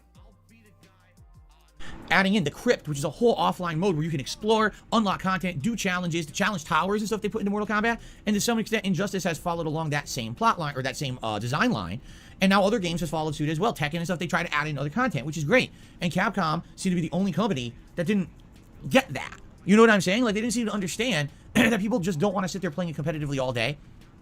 There's another group of gamers out there. Okay, it's great to have a competitive community. Absolutely it is. But you don't always have to be competitive at everything. Sometimes you just want to enjoy game universe and not have to worry so much about being in competition with everyone else around you. This person is saying this with a straight face while he's fucking showing off his fucking pro fighting game controller that was fucking gathering dust in the fucking closet before.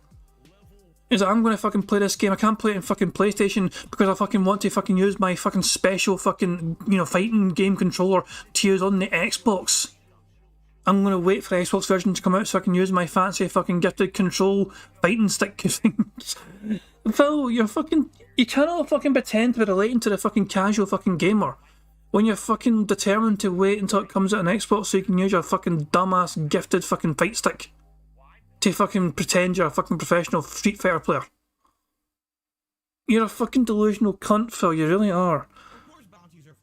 Oh my fucking god. This is not 2006 anymore, Phil. Get with the fucking times. Move the fuck on. Those days are long gone for you. You just want to sit and have fun. And that's really what it looks like they're doing with Street Fighter 6, this World Tour mode where you create your own character. You travel around these open world environments. You wander into fights. You're eating food and leveling up with items and using buffs just like the Yakuza or like a Dragon series. You're training with notable Street Fighter characters and learning their special moves. You're improving your character. There's story to unlock. There's exploration to be had. That's cool. Now, the thing is, everything we saw, all right, everything that we saw of Street Fighter 6 yesterday looked good, but there's one lingering question that was not answered in that digital presentation. How long is the World Tour mode? Because if you're telling me you have all this amazing stuff in World Tour mode, but the mode's 5 hours long, then it's not significant. It's one session of sitting down and messing around with it. Bitch, please. If the fucking whole thing was 500 hours long, you'd also fucking complain, I can't fucking do this in my stream. I'm a variety fucking streamer. I can't cover all this in my fucking streams, dude. You would bitch and whine and moan if it was too fucking long. And that's it. It's not meaningful, you see? Meaningful! If they're going to tell, oh, guess what? The story mode's like 20 hours long. Whoa, really? So that's the length of a standard game. So then there's going to be people who can buy Street Fighter 6 and enjoy it just for the single player and literally never go online. And they'd be happy with that. If I fucking bought a brand new fucking game and it was only 20 hours fucking long, I don't think I'd be very fucking happy with that shit. Especially if I'm fucking spending like 70 odd fucking dollars on said game. You want to know what? My wife is one of them. She watched the presentation yesterday and she was like, well, I love Yakuza. This game looks good. Its graphics look good. The combat looks fun.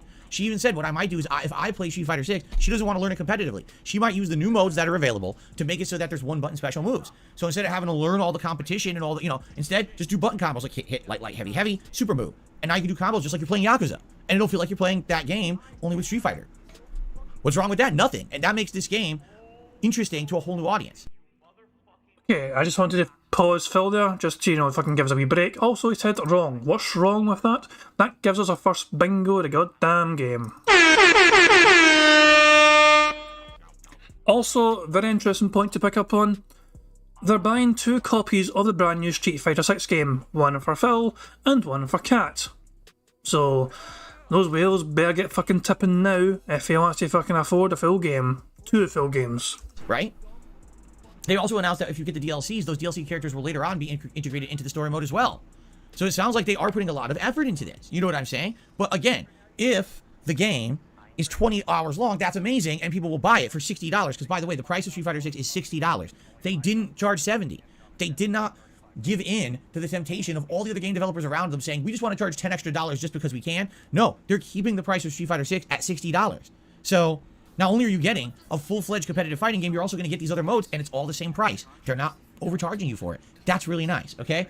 So, what we're going to do is we're going to wait. Of course, that week it comes out, first week of June, there's going to be reviews. And we're going to look at the reviews, people who played it early, to say, how long is World Tour mode? If World Tour mode is long, then Kat wants it. She's going to buy it and play it. That's awesome. I'll be playing the World Tour mode as well, but of course, I'll also be doing the competitive play. I'll be trying out the characters in training mode, learning their abilities, going online, doing a lot of online play with those characters. It's a little different for me because I'm going to be playing all aspects of this game, while she'll just be focusing solely on the offline, the offline modes, essentially. So, I guess we'll see what happens, but man, basically, even though the Street Fighter 6 presentation didn't answer all of our questions. Was that a sneak burp? What happens, but man, basically, even though the Street It was a sneak burp. Sneaky little bastard. Fucking snuck that one in there, tried to fucking get it flying under the radar. Fighter 6 presentation didn't answer all of our questions. It definitely showed lots of positivity that I'm agreeing with everything. Unlike Street Fighter 5, where I was like, dude, bad choice, bad choice, bad choice, bad choice. Then the launch, botched, and everything bad. This seems like they've completely pushed the game into the correct direction again. Which honestly, Street Fighter needs. They need it. Street Fighter 5 tanked it. It took them so long to get Street Fighter 5 to basically get back into the good graces of the gaming community, and for people to forget about how bad that launch was and how bad the game was at launch. They need a good solid launch, and if they do, they could really rocket back into popularity again. So I hope they do. You know me, I have a history with Street Fighter. I grew up playing it. I want to see Street Fighter succeed, but for the right reason. I don't want to see people being nickel and dime by Capcom for DLC characters when the game sucks. That's exactly what happened with Street Fighter V. So let's hope for the best.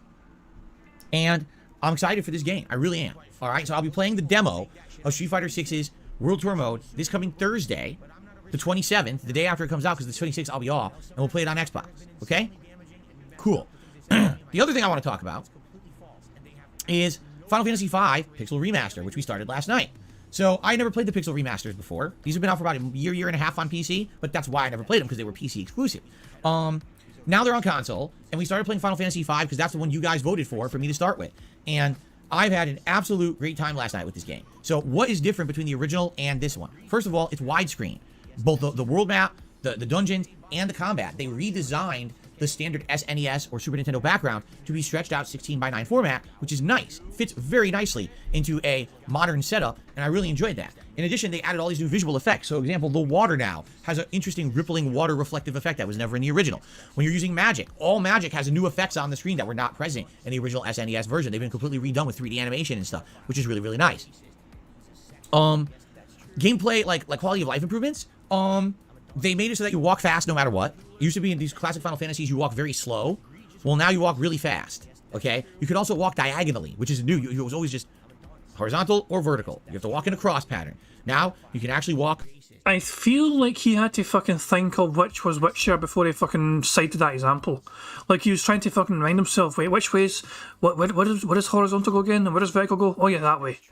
The strange wee delay Phil had before he fucking showed that example tells me he was a wee uncertain of himself there for a brief moment. It was always just horizontal or vertical. You have to walk in a cross pattern. Now, you can actually walk diagonally, which makes traversal a little bit more natural and makes it a little bit faster to move through the game.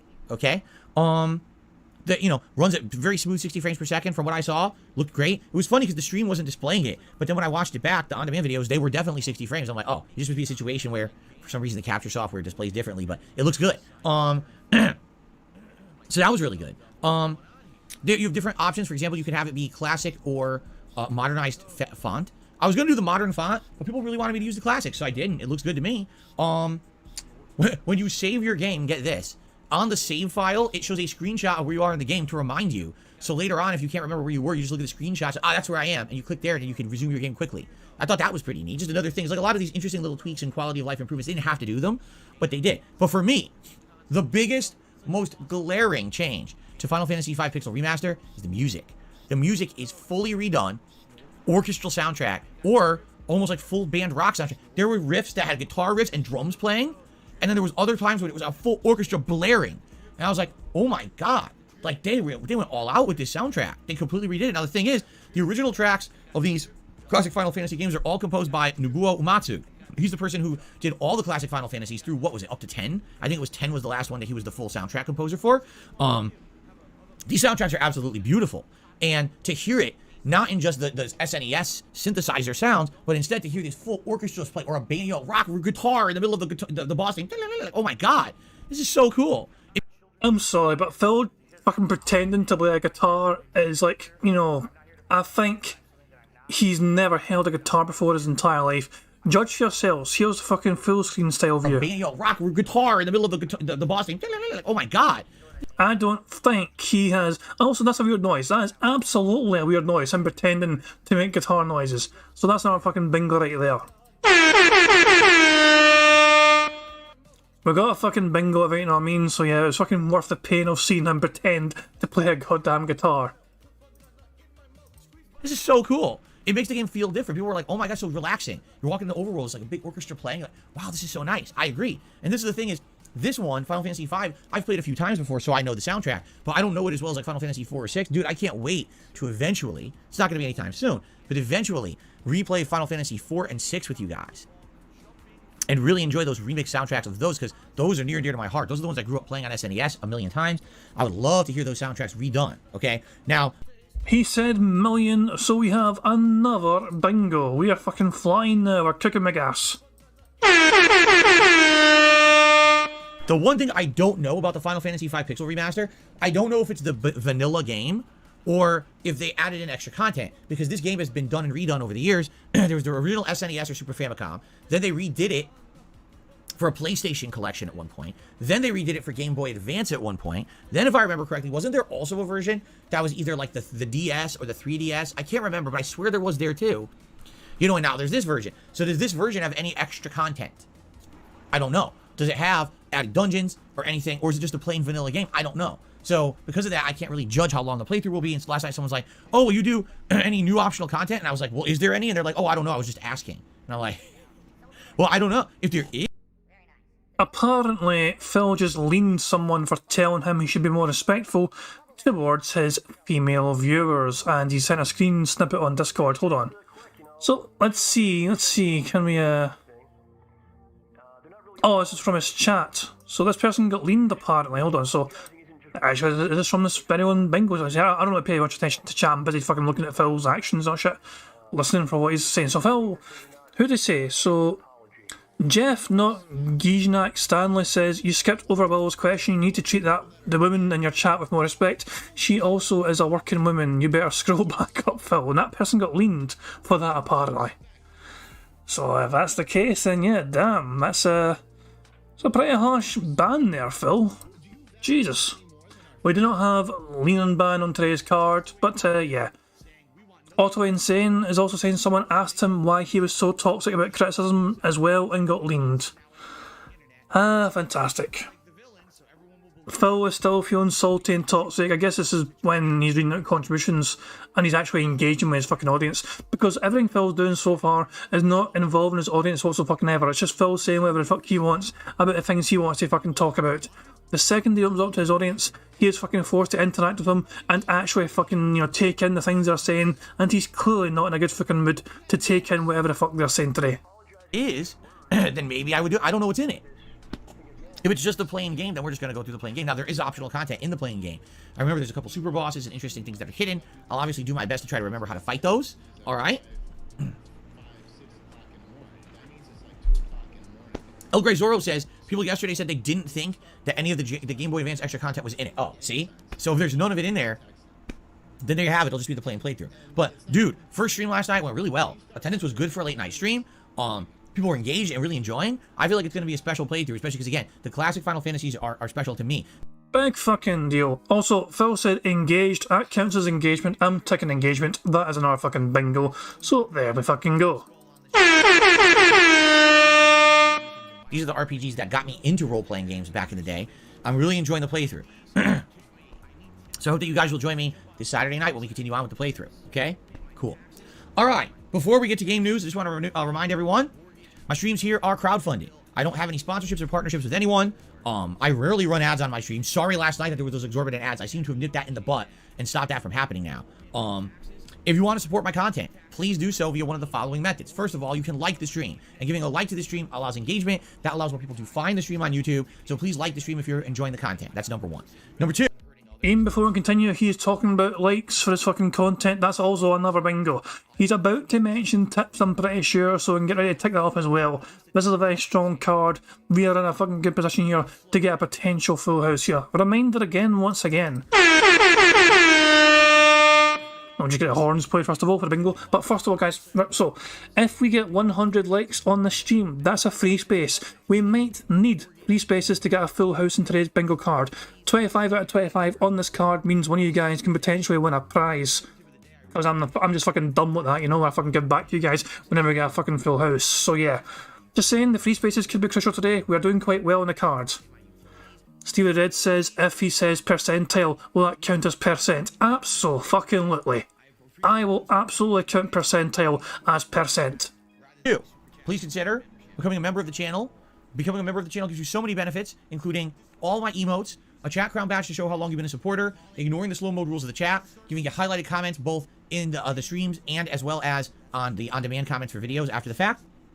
You get priority for special events, for example. My Q&A show. You get priority to get your questions answered on that show. Any special events coming up where there's going to be a nominating or voting process, the members get priority for that, all right? Now, maybe you're already a member, or maybe you're someone who's been a member and it lapsed. Thank you. please consider renewing. But another way that you can help this channel is by gifting memberships, okay? There's the ability to gift them to fellow chatters. It's a great way to support the community. People really appreciate it when someone comes in here and drops a member bomb, as it's called, all right? So thank you in advance to anyone who becomes a member, renews a membership. Nobody appreciates it as much as you greedy little fuck boy. Your channel is as big as it fucking is because I gifted fucking memberships. You have about 350 or so organic members. It's not even as high as that. I'm being generous. But you have that many organic members. The rest of them are basically gifted and they fucking keep getting rolled over more and more and more. You still fucking rely on gifted memberships. You would not get as much fucking money as you are now every fucking month on YouTube if it was not for gifted memberships. Or gift membership today. As you can see, my goal for today is to try to hit 570 members by the end of the day. That's including this entire stream of Silent Hill 3 plus our Oblivion stream later tonight. Let's see how it goes. Okay? Now, another way you can help the stream is a super chat or super sticker. These are ways that you can contribute through YouTube itself. Makes it very easy. And then, of course, there's tipping. Tipping is a way where you can contribute via PayPal, since that is an awesome and direct way to support the streams. An awesome and direct way to support the streams. Translation. It means Phil gets to keep most of that fucking money, plus he gets that fucking money instantly and fucking immediately. Big fucking deal, you greedy fucking dick. You get about $1,000 in tips every single fucking week from your dent-headed audience anyway. And whenever they're not fucking stepping up and contributing, you fucking bitch and whine and moan and put on a black shirt and say, guys, things are going slow right now. I'm worried. Guys, please fucking step up. I have bills to pay. I'm worried. I'm concerned. Cat's crying downstairs. We need to afford meal for a day off. And all that fucking usual fucking litany of excuses for his fucking audience not stepping up more than he should be fucking doing. Also, people saying, look at those eyes. Yeah. It was a decent wee pause. Yeah, the blackest of eyes. Where he fucking begs profusely. Please fucking tip this man, or else he might not be able to fucking order $70 sushi on his next day off. Quite frankly, yes, I get more of a cut of tips than pretty much any other contribution. Yeah, big fucking deal. Like, I mean, I'm happy to get fucking anything. If people are going to give me anything, I'm fucking happy to accept that shit. I mean, as I'm saying, like, it's the Phil. Why should anyone tip you? What's in it for the audience member to tip you? You're gonna fucking put on a pair of gunner glasses? Big fucking deal. You're gonna put on a dumbass hat? Big fucking deal. You're gonna put on a vest? Big fucking deal. What, are you some sort of ugly version of dress up Barbie? Basically fucking treat you like some sort of YouTube poor dressing you up. It's just, nah. It's just so... I don't know. Long story short, Phil just fucking demands his audience fucking tip him, mate. If he wants tips more than anything else. That's his biggest priority. The sooner he gets your money, the sooner he can spend it and then ask tomorrow again for some more fucking tips. We have incentive for tipping. If we hit tiers of tipping, I'll do rewards. So for example, if we have $50 in tips, I'll put on a pair of gunner glasses. If we raise $100 in tips, you guys can choose a hat for me to wear. Now yesterday we... Money, yeah, yeah. Money, money. Oh, money, money. Yeah, yeah. Money, money. Thank you very much for Profit for the Super Chat. It says, giving money to Jad is a trap. Oh, how dare you tell everyone it's a trap. Oh, you're going to give away the fucking scam. Oh, no, everyone fucking... No, that's not a fucking trap. I've said this a lot of fucking times, guys. I'm always happy to fucking get... Who wouldn't be happy to get fucking money? But I never fucking stress it. It's never a criteria. People can give money if they want to, but it's never a fucking set requirement. Daddy Dallas Weeb says it perfectly best. Why would he want to send his hard-earned money so it can go towards, someone else's bills when they've got bills themselves? Exactly. You've got to look after number one first and foremost. If you're going to give money to any content creator, whether it's DSP or anyone else, even me, look, just make sure you guys look after yourselves first and you got enough to fucking cover yourselves and the people you fucking care about in your lives. Content creators in general should always fucking not be a priority for fucking compared to fucking others, you know what I mean? It should always be the way. So yeah, as I said, Phil fucking just cannot fucking see that though. Phil's priority is to fucking fleece his fucking dent heads as much as fucking possible and empty their fucking pockets, tip them upside down and make sure he collects all their fucking loose change. Money, money, yeah, yeah. Money, money. Oh, money, money, yeah, yeah. Money, money. Thank you very much to Otto Insane for Super Chat. It says, beware the Jadnosis. Yeah, the thing is though, man. Money, money, yeah, yeah. Money, money. Oh, money, money, yeah, yeah. Money, money. Well, Well, I was going to say my diagnosis cannot be understood because it's all Scottish and my fucking accent's too thick. But there you go. Prophet, thank you very much for Super Chat. It says, Black Mage shouldn't puff puff pass, just pass. That is very cheeky and also very funny, Prophet. Don't you listen to him, Black Mage. He's just being a dick. It's okay. You do whatever you want, pal. Yes, I get more of a cut of tips than pretty much any other contribution. We have incentive for tipping. If we hit tiers of tipping, I'll do rewards. So for example, Money, yeah, yeah. Money, money. Oh, money, money. Yeah, yeah. Money, money. Thank you very much to Infidel Castro for Super Chat. It says, give me money. Money me. Money now. Me and money needing a lot now. Aye, there you go. Someone in Phil's chat got leaned because it asked why Derek had spam. This is beautiful. It looks like Phil's having a big old toxic meltdown once again. I don't think there's any moderators in Phil's chat. I think it's just him. Let me just check actually. Hold on. I clicked the wrong thing. Participants. Oh wait, there is actually moderators. This fan of Lovecraft is on, so it could be fan of Lovecraft that is leaning people in Phil's chat. So there is at least one moderator in Phil's chat, aside from himself, that could be doing the leaning banning. Fan of Lovecraft is saying, I'll help you. I think it was Phil at first. Well, I'll show you guys Phil's screen. So Phil's chat is going mental, as you can see. And whatever Phil was saying, so long, Mr. Crab, someone got leaned. Oh my fucking god. Spam is unacceptable. Why is it okay for some and not others? Says Add the Gamer. When people are asking us in Phil's chat, they're getting fucking muted. Fan of Lovecraft is saying, I'll help you. I think Phil is specifically asking for help to ban anyone who's fucking mentioned it. So I think we've got that to look forward to later on in the podcast. We're not that far behind. We're only 20, I say, Willie. Only 24 minutes behind. Yeah, yeah. Money, money. Oh, money, money. Yeah, yeah. Money, money. Thank you very much to Luna for subscribing to the channel. Much appreciated. Now, let's crack on with a bingo so we can see Phil having a complete meltdown to his fucking audience. Let's catch up with this fucking toxicity that's about to be fucking flowing forth. Hopefully this will lead to us getting a full house, because if Phil's getting all salty and bitchy toward his audience, it should encourage him to say fuck. It should encourage him to say nobody or no one as well. These are two things we can expect Phil to say anyway when he's fucking bitching and whining and moaning towards his own goddamn audience. that is an awesome and direct way to support the streams, and quite frankly, yes, I get more of a cut of tips than pretty much any other contribution. We have incentive for tipping. If we hit tiers of tipping, I'll do reward. So for example, if we get $50 in tips, I'll put on a pair of Gunner glasses. If we raise $100 in tips, you guys can choose a hat for me to wear. Now, yesterday, we introduced a new hat to the streams. Did you see it yesterday?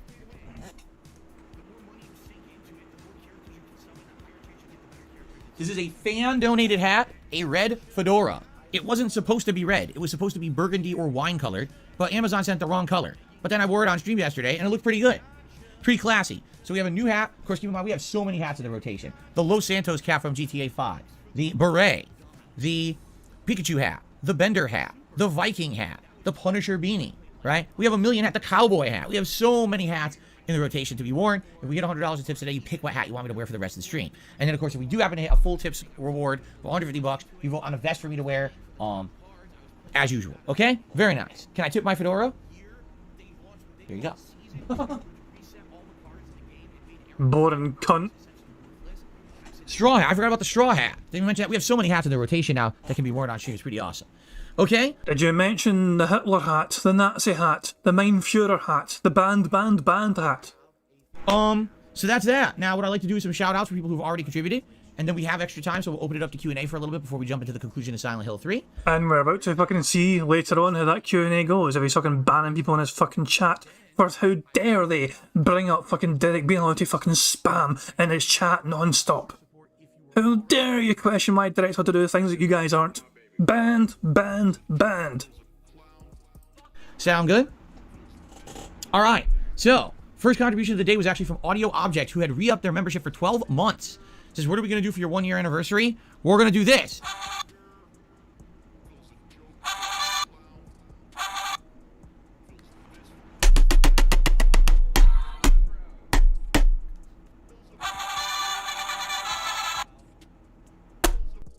Get fucked, Phil.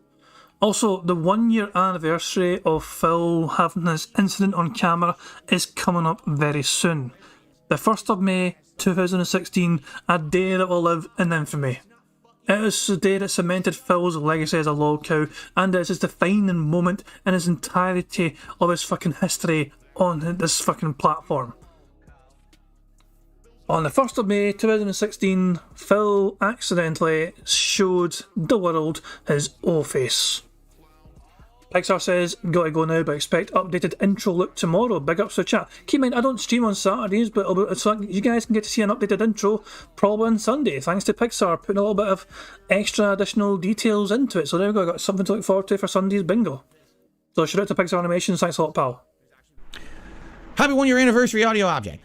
Faith in 131 has become a member for 6 months and says, adding this to the 4 years on Twitch, so now it's 4.5 years as a sub. Yes, of course, everyone knows. When I was on Twitch for almost 5 freaking years, I built up quite the community over there. It's a shame how things ended with them being incredibly unprofessional and just showing their true colors, which is why I would prefer to never go back there if I ever have to. It would only be as an emergency backup. But I'm here now for almost 2 full years on YouTube. I thank any of you who've come over and made that transition from Twitch to YouTube, and things are going swimmingly. We're about to hit the 2-year anniversary of me being on YouTube full time, which means that we're going to have some people's 2-year crowns unlocked here. You're going to see rose gold very soon in the chat for those who've been here for 2 years. That'll be neat to see the rose gold crowns, okay?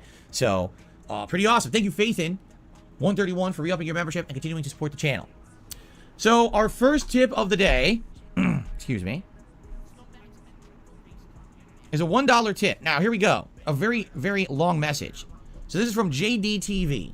Oh my fucking god. Now bear in mind, Phil's first tip yesterday triggered a huge amount of salt because an actual fucking fan of his, a common contributor, was calling him out for his kind of hypocrisy about trusting video game reviewers sometimes about some games, but not all the fucking time.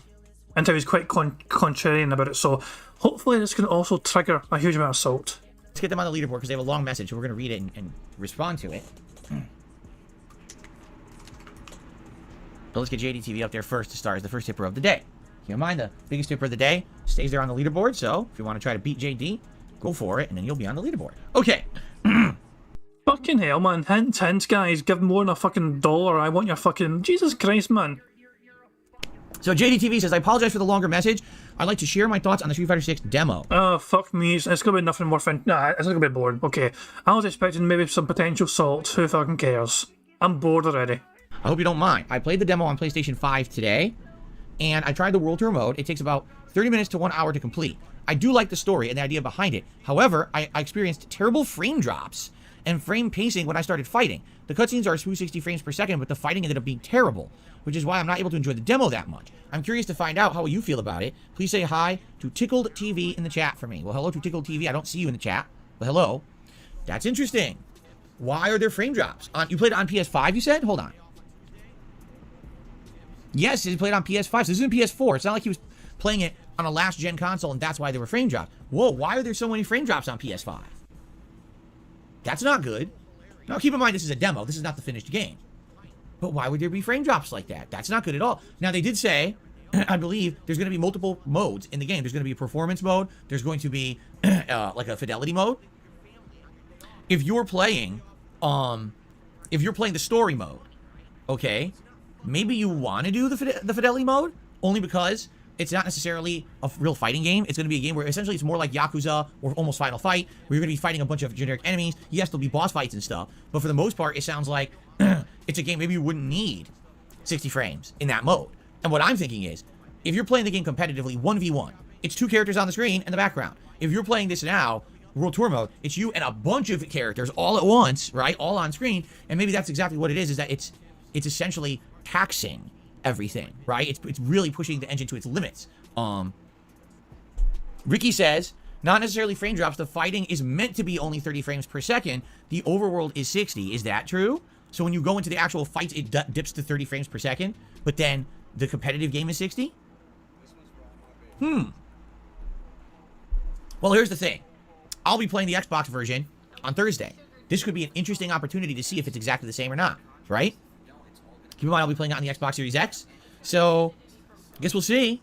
Saw MI says it's running smooth for me. Well, is it running at 30 frames or 60? What's the answer here? Is it really, does the combat really purposefully dip down to 30? Is that intentional? Right? Yes, every fight in the demo is locked to 30 frames. So it's on purpose. I get the feeling they did it on purpose then. More than likely what would happen is there was going to be frame choppiness if they tried to make it 60. So they said just lock it to 30 so you have consistency throughout the entirety of the game rather than it be up, down, up, down, up, down, and very jarring. You know. So, are you going to fucking rant and rave and lose your goddamn mind that in 2023 they're fucking restricting to 30 frames per second and not waiting and taking their time to fucking, you know, working it to give 60 frames? You had a big fucking whine and bitch fest about this before, about a different game entirely, fucking releasing a game at 30 frames per second. Why is it perfectly fine for this to be a case for this game, but not for other games, Phil? You hated the fact that they're fucking planning to release a game capped and fucking restricted to 30 frames per second rather than taking the time to work on it and getting it at 60 frames per second in this modern day and age. But Street Fighter 6 gets a fucking pass because you're a fucking fan of the series, you're looking forward to fucking playing it. Like Redfall, the game was Redfall we ranted about, yeah, it was that game, Redfall. So yeah, he was so annoyed that Redfall was going to be restricted to 30 frames per second. And he was saying, oh, it's embarrassing this day and age in 2023, modern gen consoles, and you can't release a game at 60 frames per second. Meanwhile, you have a fucking fighting in Street Fighter 6, which is kind of the main fucking point of playing Street Fighter games, to fight, capped at 30 frames per second, and Phil thinks this is fine. What I'm saying? Jade says, I'm going to buy Street Fighter 6 Deluxe on Xbox Series X. I feel okay today. I'm glad you feel better, Jade. You get the Deluxe Edition. So the Deluxe Edition is the middle one. They said there's going to be Standard, Deluxe, and Ultra. Deluxe Edition is supposed to have the entire first season pass, which they announced the characters. It's going to be Rashid and Ed for Street Fighter V, a new character called Aki, and then Akuma, who's been on like every Street Fighter game since Super Turbo. So, cool. Interesting. All right. So anyway, thank you, JDTV, for the first tip of the day. Thanks for the info. I did not know that. And I guess we will judge for ourselves, okay, when I play later in the week, what I think of the demo. Okay? Cool. By the way, because you might be wondering what game news we have today, there's just not a lot. I'll give you two quick stories. There was a weird story where someone was reporting that Microsoft is completely disappointed with Hi-Fi Rush's performance. If you remember, Hi-Fi Rush was a game that was shadow dropped on Xbox Game Pass a few months ago. It's a game from Tango Gameworks that up to that point had only made horror games, but it's an action platformer with a musical element to it and timing. I played it and I liked it. I don't think it was anything ultra special, but at the same time, it was a perfectly fun Xbox Game Pass game.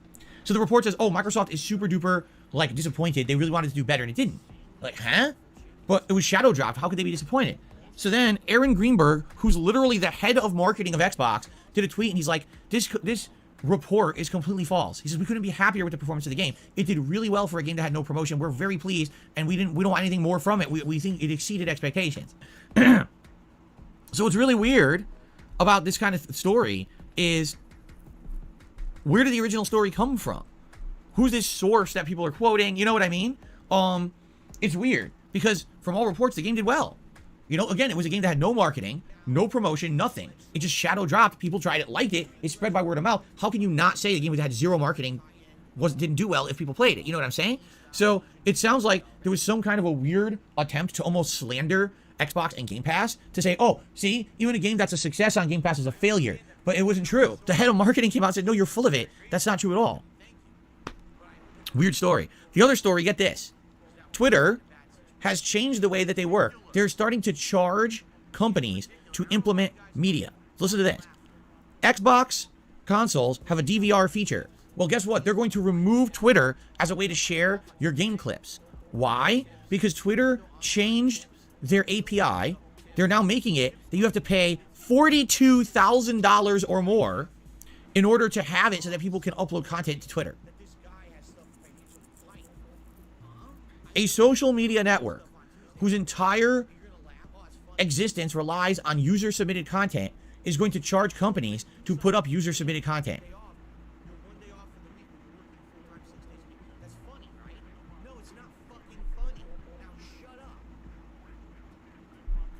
So, basically now, if you own an Xbox, you cannot put up anything on Twitter. I'm serious. You know how it used to be, oh, take a screenshot or a movie of the game and post it on Twitter? You can't do that anymore. It's been removed. The only way you can do it, I guess, there's an Xbox app, and there's a roundabout way where you can still capture directly on your Xbox, and then later on, through the Xbox app, you can export content from the Xbox app into Twitter, and that still works for now. But that's you can't do it directly from your console to Twitter anymore. Whatever. I mean, the downfall continues. I'm not even going to say much else about that. Okay, let's continue. What would you guys like to talk about? We still have a few minutes left. Anyone want to tag me? Jade says, I'd love to see Jasper today. Animals help make me feel better. Well, my wife is home today. Jasper, typically, Cat is always at work during the daytime on Monday and Tuesday right now. All right? Maybe, I'm trying to think, maybe Jasper can join tonight for Oblivion. I'm not sure. I haven't, I'm not 100%. We'll see. We'll see what happens with Jasper Kitty. But he's usually in here. Hooray, he said percent. We're closer to a full house. He said percent. That's not a fucking bingo.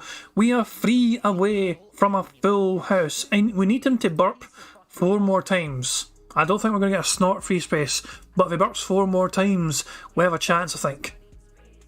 But, yeah, we're very close to a full house. And the free spaces could be crucial, guys, as I'm saying. If we get a free space for the likes, for example, we only need 2 of these things to happen. And if we fucking get a burp, if we get Phil, to burp 4 more times, there'll be 2 free spaces. So, I'm just saying, you guys want to get something, I can give you guys money back if we get a full house here, potentially, you know what I mean? So, we get, but we're very close to a full house. Here Mondays and Tuesdays, so. Hopping Rabbit says, oh, but don't worry, the Starship made it off the launch pad. Oh, you mean the SpaceX Starship that exploded in midair right after launching? What a successful flight. Money, yeah, yeah. Money, money. Oh, money, money. Yeah, yeah. Money, money. Thank you very much to Black Metro Super Chat. It says Twitter wanted 2.5 million a year for the API. That's a ridiculously enlargement. Nah, fuck that, man. It does, even though we're kind of fed up with Phil bitching and whining about Twitter, it's not as if he's not like a wrong either, it's Musk does seem to be trying his damnedest to fucking, kill the fucking platform in a variety of different ways, bit by bit. That's just my take on that anyway, but yeah. Phil bitching and whining about Twitter, let's be honest here, he is only fucking caring because he lost his fucking tick, his precious tick that he spent several years, like 5 years. Phil spent 5 years desperately trying to get his Twitter verified. And then he's pretending he doesn't fucking care anymore. And by the way, thank you very much, guys, for liking the stream. We have a free space for the likes on this stream. Phil is currently at 66 likes, so I don't think he's going to give us a free space for his likes. I don't have bubbles to blow, I'm sorry to say. I don't have anything to show for it other than, having a free space, But put it this way, we'll get to the end of bingo and we've got 1 square left, and we can use that free space, and that's better than bubbles, What's better than bubbles? $25 for one of you guys. Off the launch pad? Oh, you mean the SpaceX Starship that exploded in midair right after launching? What a successful flight. Lights Bristles, did you watch the Trump interview on a full send? Yeah, yeah. Money, money. Oh, money, money. Yeah, yeah. Money, money. Thank you very much to Black Metro Super Chat. It says, expect Sony and Nintendo to follow suit on that as well. Yeah, it wouldn't surprise me if all these kind of fucking gaming media consoles, just say, okay, fuck that, we're not giving Twitter that kind of money, fuck that. Yeah. It's something I've rarely used myself personally, to fucking, going straight to fucking Twitter from my console back in the fucking day. I've done it a couple of times, but it wasn't as if it was fucking doing anything. It wasn't important to fucking do it. It was just a handy little shortcut to fucking do it. But nah, I don't think much people will fucking miss it anyway. Put it that way. Wardle Reader says, also this rocket was meant to explode. They were there testing stuff on it, so it wasn't meant to fly anyway. What's the... At the risk of sounding like a dumb bastard, what's the point of building a rocket if it's not meant to fucking fly?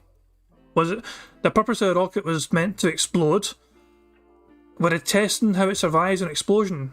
Was it some sort of elaborate crash test? Is that... As the kind of understanding I'm getting here, it was some very elaborate crash test. Alright, it kind of was. To get it off the launch pad. Okay, I see, okay. What a successful flight. Also, does somebody say good news in this message to Phil? See what happens with Jasper Kitty. But he's usually in here Mondays and Tuesdays, so. Hopping Rabbit says, oh, but don't worry, I thought I said the good news is that Elon Musk is rocket. No, I said don't worry, the rocket still went off the fucking launch pad. Starship made it off the launch pad? Oh, you mean the SpaceX Starship that exploded in midair right after launching? What a successful flight. Lights Bristles, did you watch the Trump interview on a full send podcast? No, I don't care. Gut says, if you're not going to see the new Evil Dead movie Rise, what do you think of it? Oh, it's in theaters, right? I don't know. I don't know anything really about it. I know it's coming out, but I'm not going to theaters to see it. B-Boy Cyclone says, any chance of doing a throwback gameplay of any of the 3 Fables? I know you did Anniversary. Have you replayed 2 or 3? No, I never replayed 2 or 3. Nope. I would be interested in replaying 2, because that's the one I first played. I played 2 before I ever played 1. And that was one of my earliest playthroughs on YouTube on Dark Side Phil was Fable 2. And it was absolutely terrible quality. So I would love to maybe replay that someday. I received a $1 tip from JDTV. It definitely felt like 30 frames per second. The thing is, I play on an OLED TV. OLED TVs are bad for playing 30 frames per second games because of instant pixel response time. It makes 30 frames per second look like stuttering. I also had VRR on, but since the VRR range on PS5 is 40 to 120 FPS, everything under 48 FPS isn't recognized properly. Oh, wow. So you just had, like, problem compiled on problem. You had a TV that really wasn't set for 30, and then you're using VRR, which isn't good for 30. He said, I really hope the fighting will be 60 frames per second in the full game. Otherwise, I won't buy it. The settings were also locked in the demo. Oh, so you don't even have multiple quality options in the demo either. Oh, okay. See, I'm wondering, for me, I play 1080p 60 frames, but I don't use VRR because my capture device doesn't support it. So, I'm wondering, would mine look smoother? Like 60 frames, but then go to a solid 30 frames in the combat and then go back to 60? I wonder. Interestingly. Okay. All right. Well, anyway, thank you, JD, for another $1 tip. This will be very interesting now when we try this out next week, actually. It'll be a good experiment, right? Okay. Finn Lovecraft, welcome back. How are you doing? Good to see you in chat. Yeah, I guess you know, it's probably because it's the demo, right? In the demo, they're not going to have all the options because they're just essentially just trying to show you what the game's going to be. Probably you're going to have all those finalized options in the real game. That's my guess. And probably to have those options might make the download bigger or something. I don't know. No, Willow, I've never been to any major live event like the Grammys. No. I don't think I would want to attend the Grammys even if I were invited. Why would I care about that? Okay, still got some time if you guys want to ask questions. I would go to the Grammys if I was invited. And if someone actually found me a way to go to the Grammys, I'd fucking check that shit out. Why the fuck not? It'd be an experience. Feels like I wouldn't go even if I was fucking invited. I mean, why would you immediately fucking dismiss that? I think it'd be an interesting fucking experience, personally. I'm some sort of fucking massive fucking engager in, like, you know, television and movies and all shit. I'm not really. You know, I can enjoy them sometimes, you know what I mean? But I think it'd be an interesting fucking experience, personally. But Phil's like, I don't want to waste my fucking time doing that. Why the fuck would I? No, Phil has no imagination. He really doesn't. He really has zero goddamn imagination to fucking think of how exciting some of these fucking possibilities could be. Even if it's a fucking far-fetched idea, you know what I mean? Some sort of strange, bizarre, never going to happen thing. Phil does not like using his imagination. He is not capable of thinking creatively to fucking use his imagination. Well, Snow Henry says, I'm playing Dead Island 2. It's fun, great graphics and gameplay. New and interesting. Good for you. I don't care. So, Ademai says, I don't like 30 frames per second on competitive game. No, I agree. Seriously, the competitive game, meaning the online play and the 1v1 competitive gameplay, has to be 60 frames. If it's not, that's a major problem. Now, if you're doing the offline World Tour mode, that's just single player, that's different. But if you're talking competitive play where you need to be able to react, dude, you need 60 frames per second. Absolutely, I agree there. 30 frames per second fighting games are a thing of the past. You can't go back to that. Liza for Soul says, you agree there's 2 N-words you should never say, one being nuclear? Huh? I don't know what you're talking about. Ambulatory says, did you miss the Ghostbusters 2016 game? No, I played it. I played the Ghostbusters 2016 game. I reviewed it on my then edited gameplay channel, edited video channel. Hold on. Hold the fuck on. Lies of a soul. Hold on. Frames per second. Absolutely. Hold on. This fucking message that Phil fucking got confused about. Liza for Soul says, you agree there's 2 N-words you should never say, one being nuclear? Huh? I don't know what you're talking about. But the thing is though, Phil says the other N-word, the stationary word, on a regular fucking basis. He has said it multiple times, sometimes even with the hard R, with gay abandon. He doesn't seem to mind saying it. It seems to be one of his more preferred terms to use, especially back in the fucking day. It's a strange thing for Phil to read. I will say that. It's very strange that Phil would read that. Ambulatory says, did you miss the Ghostbusters 2016 game? No, I played it. I played the Ghostbusters 2016 game. I reviewed it on my then edited gameplay channel, edited video channel, KO Gaming. It was absolutely atrociously bad. There's a new PlayStation Studio. Yeah, PlayStation bought some Firewalker Studio, but Firewalker Studio never made a game yet. It's a bunch of ex-devs from Bungie and Activision. So you don't know what they're going to make yet, so it really isn't news because they haven't made a game. Have I ever had ham? Absolutely not. I've never eaten ham. No, never. Not once in my life. Right. What's one game I would love to be remastered? Infamous series. Infamous 1, 2, and the Festival of Blood DLC. The original 2 games are absolutely outstanding, and they really do deserve modern remakes. I don't know why Infamous has been completely forgotten for like 10 years now. Seriously, like Infamous Second Son was one of the first games I played when I moved out here, which is funny because I just moved here to Seattle, and then I played a game that took place in Seattle, and I was able to directly compare the locations and everything, which was nice. And then after that game, the whole series just died, never came back. Like, wow, that's unfortunate. I received a $5 tip from Alrighty Then Ben. Like, Alrighty Then Ben. Interesting. I'm curious if you're... That's a pish fucking Jim Carrey Ace Ventura impersonation. Like, alrighty then. Oh, shitey then, Melly. Get a fucking... Why don't even fucking try and impersonate something if you're not even that fucking good at it? Ben. Interesting. I'm curious if your wife is going to skip the Horizon Burning Shores DLC. I'm currently playing it. It was fun to see Lance Reddick one more time as Silence. Yeah. Wanna know why? Because just like me, she didn't really like Horizon Forbidden West that much. We thought... Here's what we liked. The graphics and the different cultural groups. How each one had kind of their own cultural beliefs that was kind of unique and interesting. But gameplay, meh, and story. The end of the story is terrible, I feel. Seriously, like that ending was so underwhelming and kind of almost annoying and outright leading into sequel bait without any resolution. When you play through the game and you beat it, you feel like you did nothing. Like you might as well just skip the game. And it kind of really, to me, downgraded my view of the series. At first I thought the series was great, and now I really don't care about it. I'm being honest, like I don't even know if they make the third one, if I'm gonna even care to play. It just doesn't seem that interesting anymore. You know what I mean? Like Horizon Zero Dawn was a very interesting start of an interesting franchise and story. And it was Game of the Year contender, and everyone was talking about it. It was super hype. Forbidden West, as soon as it came out within a week, no one cared about it. No one was talking about it. Elden Ring and other... We have another thing to tick off the card. We are technically one away from a full house because we have a free space. Thanks to you guys liking this stream. We have a free space, which means we only need one of these things to happen now. Phil to either say fuck or him to say good news. I would love it if a random Phil fuck would fucking trigger a full house on the card. Games completely overshadowed it, and it wasn't even in most people's discussions for Game of the Year. How the mighty have fallen, seriously. And now the DLC came out, and I'm not really hearing that many people talk about the DLC either. I heard, those who are playing it are liking it, but I don't really care. I'm not paying more money for a game that was underwhelming to start. I just don't care about a DLC expansion. That's the opposite. Remember the original Forbidden West? I liked that. Was it the Frozen Peaks or whatever it was called? I can't remember what it was called. Frozen Wilds. I liked that DLC, but I just have zero desire to play this one, and I think that's sad. What are you gonna do? Okay.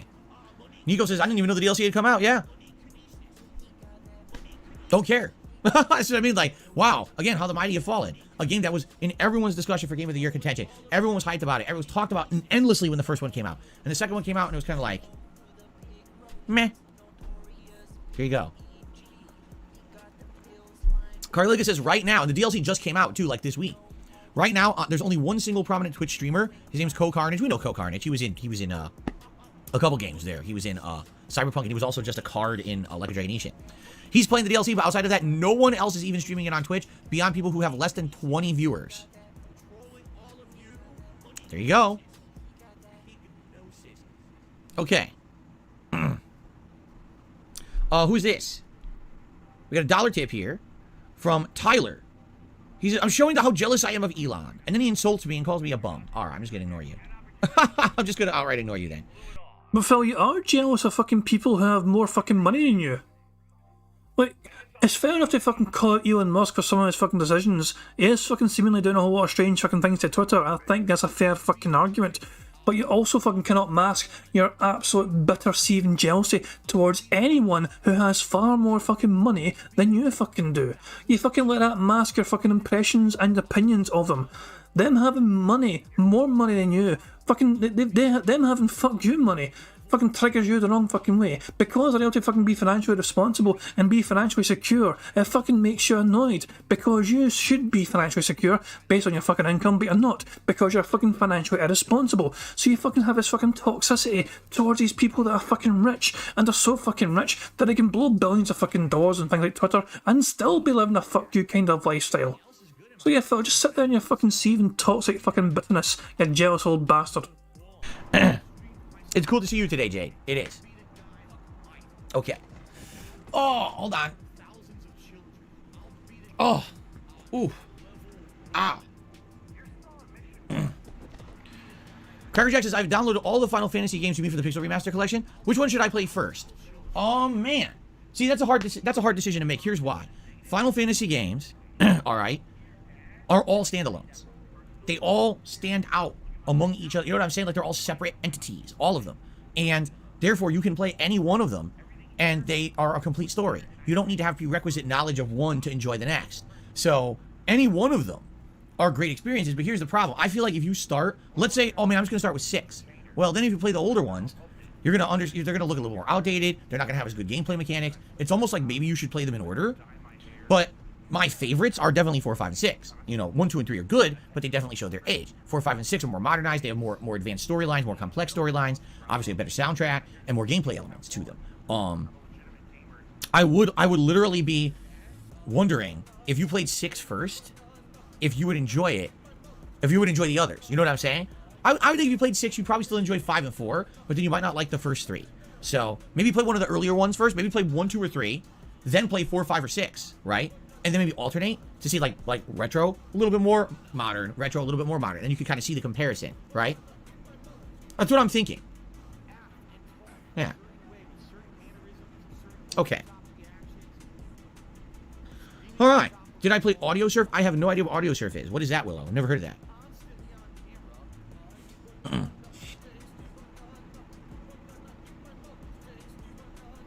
Am I going to see the new Evil Dead movie? No, not unless it's on a digital service. Yeah. Unless it's on a digital service. If it's on a digital service somewhere, maybe, but I'm not going to go to the movies to see it, no.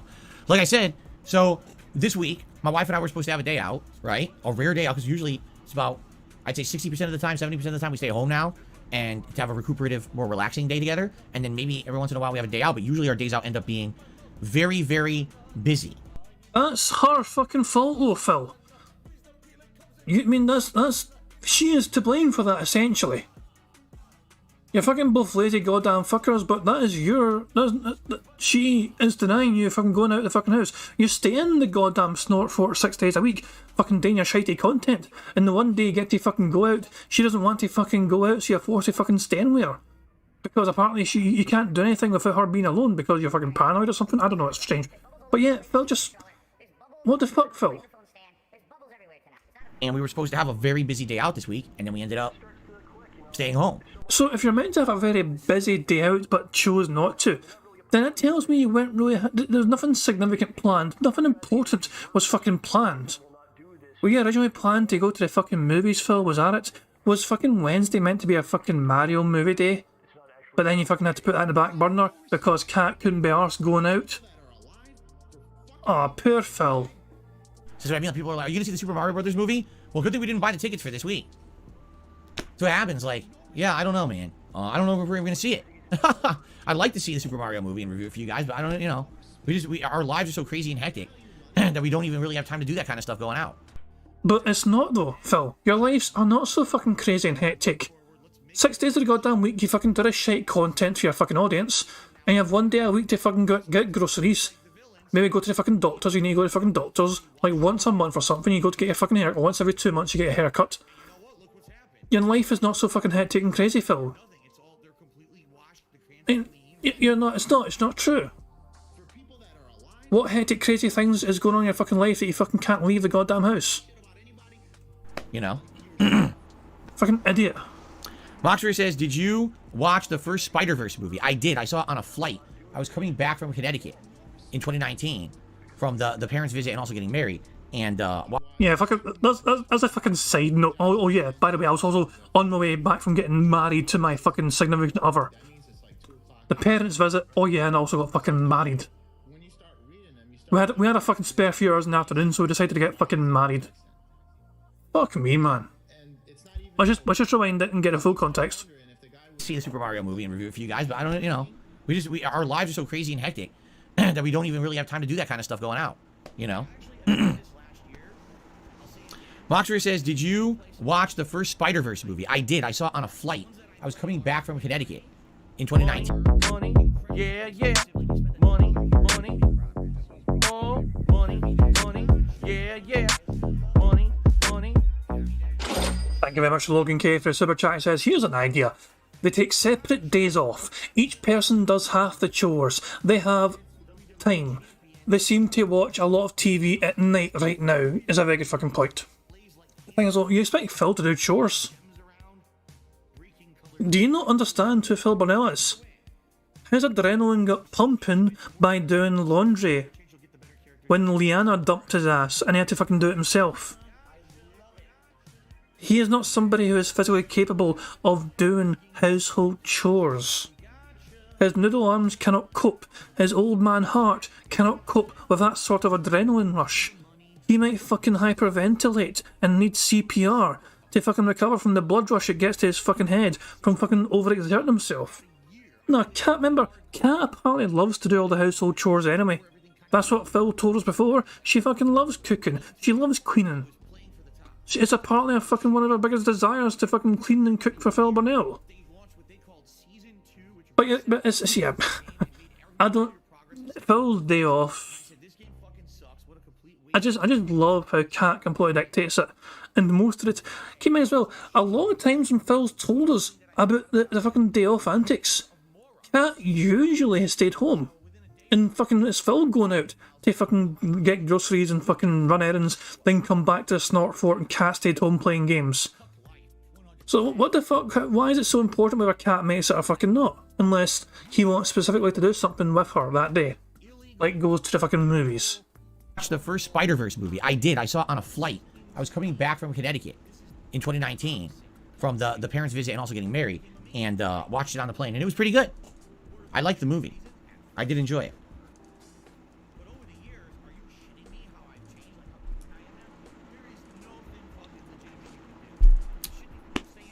Thank you, Kagome. If you haven't noticed, I'm doing my best to ignore the people who just want to cause drama in the chat today. I've had enough, and I really already said my piece before we started the podcast today. There's basically a group of about a dozen people who are sitting here in sock accounts. They think I don't know who they are. I know exactly who they are. And they've been coming back. They try to cause trouble. They try to stir up things in the chat. Here we go. And they all cause drama, and I'm tired of it. And for example, last night, I'm playing Final Fantasy V. I'm having an absolutely great time. A great time playing the game, okay? And then one of them, who is a sock account, by the way. You're doing a great fucking job, by the way, of ignoring this, Phil, but please continue your fucking story of ignoring this. Start saying things like, how can you tell when you can say things in here or not? How can you tell when spam is too much? How can you tell when this? And they literally copy and pasted the same message about 27 times and kept copy and pasting it in the chat. But why is it okay for Derek to copy and paste the same message and repeat it over and over again in chat, but not others, Phil? Now, number one, that's spam. That's a violation of the rules. So why is Derek allowed to fucking spam? Two, it's obviously someone trying to bother me when they see that I'm really enjoying a chill stream and interacting with my audience about the game. So I warned them about it verbally and said, stop doing it. You're annoying me. They then decided to publicly threaten me and say, how dare you say that on your stream? I'm going to pull all my support. And I said, fine. You want to make it about you? You're banned. Don't come back. You know? And then I continued on with the game. Since then, we now have like a dozen people who are all bringing it up nonstop. Want to know why? Because they're all the same sock accounts. They think I don't know who they are. They're so dumb. They come back with these sock accounts. But Phil, there's a slight problem, Phil, with your logic, okay? Your streams are in 24-hour mode, okay? If these sock accounts were created after this incident happened, they would not be able to talk in your chat yet until later on tonight. So these are not sock accounts because of what happened last night. These are pre-existing sock accounts, or just normal accounts anyway, deciding to talk about this fucking thing going on. Over and over. They've already been banned. They do this over and over because they like to try to derail my content. They think they know what they're doing. They're dummies. I know who they are. I've already banned a couple more this morning. The thing is, I'm very lenient. I try to give... Bitch, please. You're not fucking lenient. I know who they are. I've already banned a couple more this morning. The thing is, I'm very lenient. I try to give people second and third and fourth and fifth chances. I do. But then there's some people who just love to keep coming back, and then they don't learn. And the other thing is, people know for a fact that if there's a bad day or something that goes wrong, they can email me. They can ask for an unban. There's tons of people who've been unbanned in my chat before. No problems, no questions asked. I don't really care. I'll just do it if you ask. But then there's people who don't do that, and instead, they make sock accounts. Then they get banned again. Then they make another sock account. Then they get banned again. They make another sock account. You understand? So I've had enough of these people who come back with their million sock accounts and they try to derail the stream. I really have. I've had enough of it. So basically what I have to do is kind of have a no-nonsense attitude at this point. If I just see someone who's literally going to derail, just don't even bring it up and just get rid of them and move on with my day. Because there's tons of us here who want to have a good time. We got over 400 people on the stream right now, and we just want to chill and enjoy each other's company and everything. We don't want to talk about drama. We don't want to talk about this bullshit, you know? See, Shia says, I ignored it, and last night's stream was fun. Exactly right. If you ignore their nonsense, there's people who actively try to create drama like they're teenagers. The little teenagers. Oh, did you hear what this? Did you hear what happened here? Did you hear about this? Hear about this? Yeah, they're little kids. They're little kids. They act like it because that's it. They don't want to allow me to have a good stream with my actual engaged viewers. They want to derail that and make it all about them, and it really annoys me because I'm 41 years old and I'm way past all this bullshit. I'm not gonna sit here and argue with you about moderation on my stream. It's my fucking stream. We have a full house. We have a full house. It's my fucking stream. We have a free space as well. We have a goddamn full house. Now, for the sake of just wanting to enjoy this rant, I think we should listen to the rest of the rant, okay? I usually just fucking bail right now, but this is a nice, salty, toxic rant. Let's watch the rest of Phil's salty bitterness, and then we can decide a bingo winner. If someone violates the rules, I have the right to moderate them. I don't have to justify it to anyone, especially you, sock account number 472. You think I'm a fucking idiot. So I'm just gonna, you know, be doing that stuff, and if you bring it up, just to forewarn everyone, you start bringing it up, you're gonna be gone too. I'm not putting up with bullshit. This is it's always been against the rules of my streams to derail the streams with this kind of negative, toxic drama nonsense. Has nothing to do with the content of the stream. Nothing. And I'm not putting up with it. So, if you're one of those sock accounts, you know who you are, because I see a bunch of you right now, I'm staring at you. You know, you better fucking behave, because if I see that bullshit, you're out of here. I'm just not putting up with your bullshit anymore. Okay? So, goodbye, good riddance. We don't need people who are going to be in here and derail the streams with toxic shit. Okay? Way to ignore it, Phil. Thank you for giving us a full house, you salty, bitter old bastard. I think we're going to fucking bail from Phil's nonsensical rambling and raving and ranting because we've got a full house bingo card, which means one of you guys can potentially win a fucking prize. Now, before we even depart from Phil's stream, let's refresh the goddamn thing and see how he's doing financially. Another flyer of a musical, okay? Back here. Door. $27, including a $20 tip from 1 Minute Man. Fucking wow, who gives a shit? Okay, well, fuck you, Phil. Enough of your nonsense rambling. Phil has given us a full house. We have a full house to fucking go into the weekend of. Now, so let me prepare. Let me prepare for you guys the bingo wheel thing to fucking determine. I need to add a couple of names, I need to remove a couple of names. Hold on. So bear with me here. Just need to get the website up. Here we go. Got the website up. And just let me just get the thing prepared as well. Money, yeah, money, oh, money, yeah, money.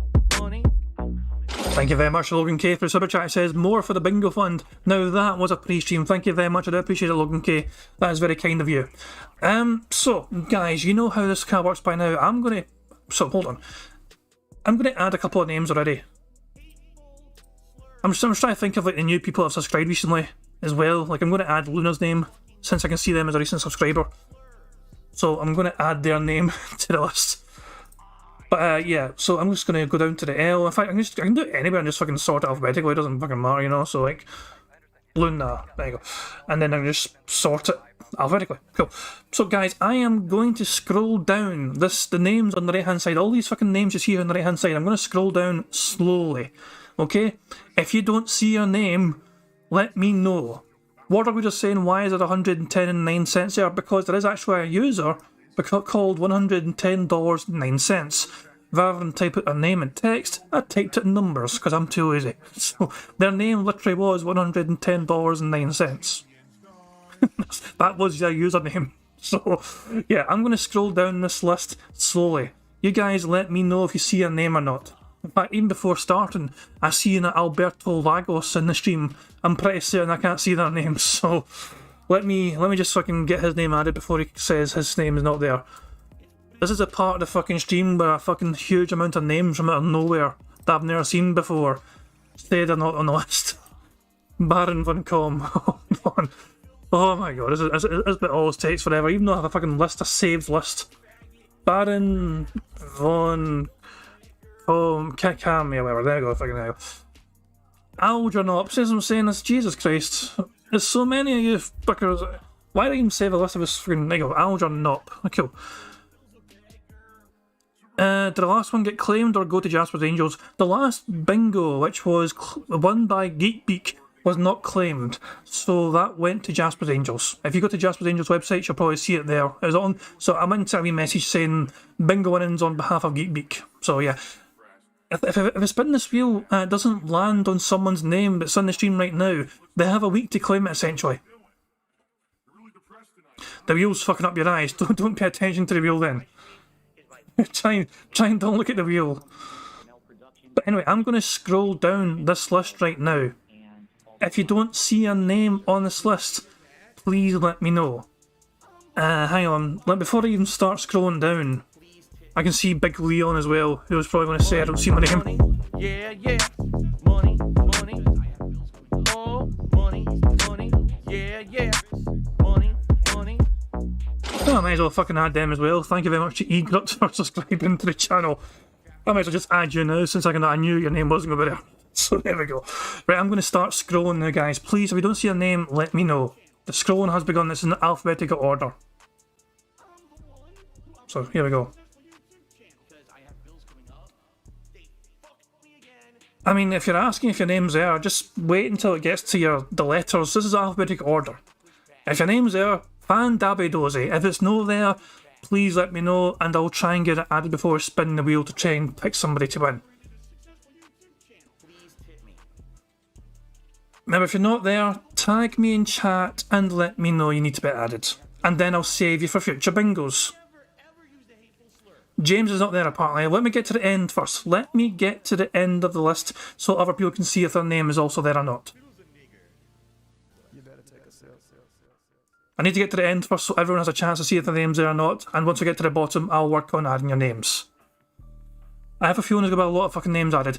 Keep in mind, there's over 200 people here for me to fucking add.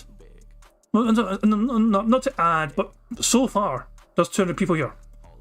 See, like, number of entries, 206. So, there's a lot of fucking names to keep track of.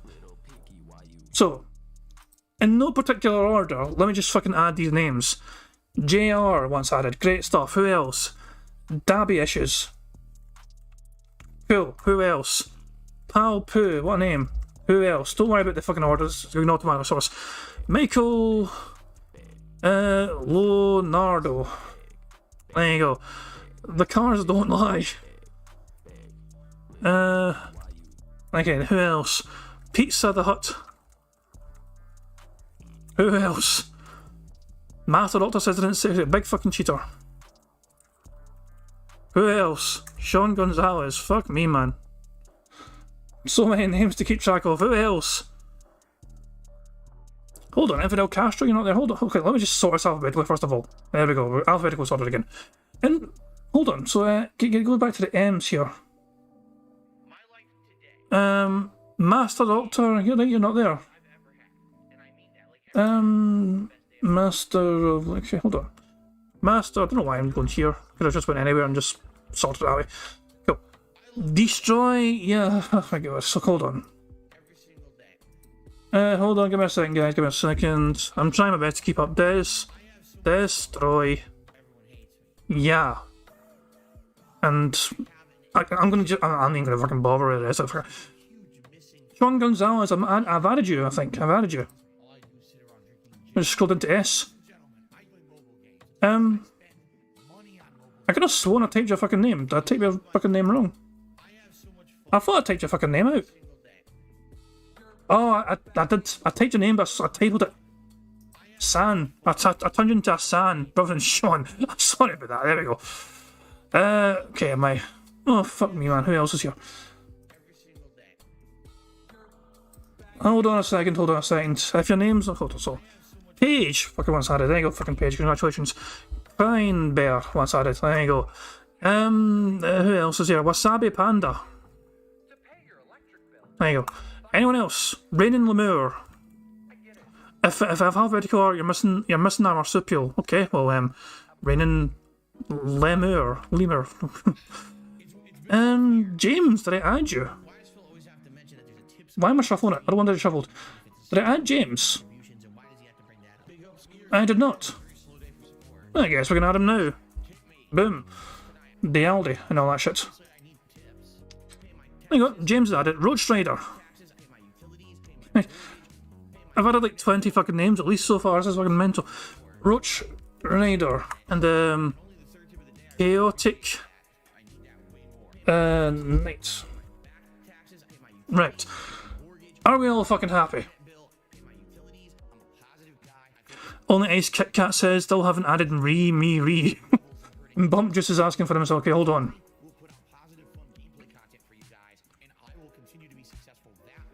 Cool.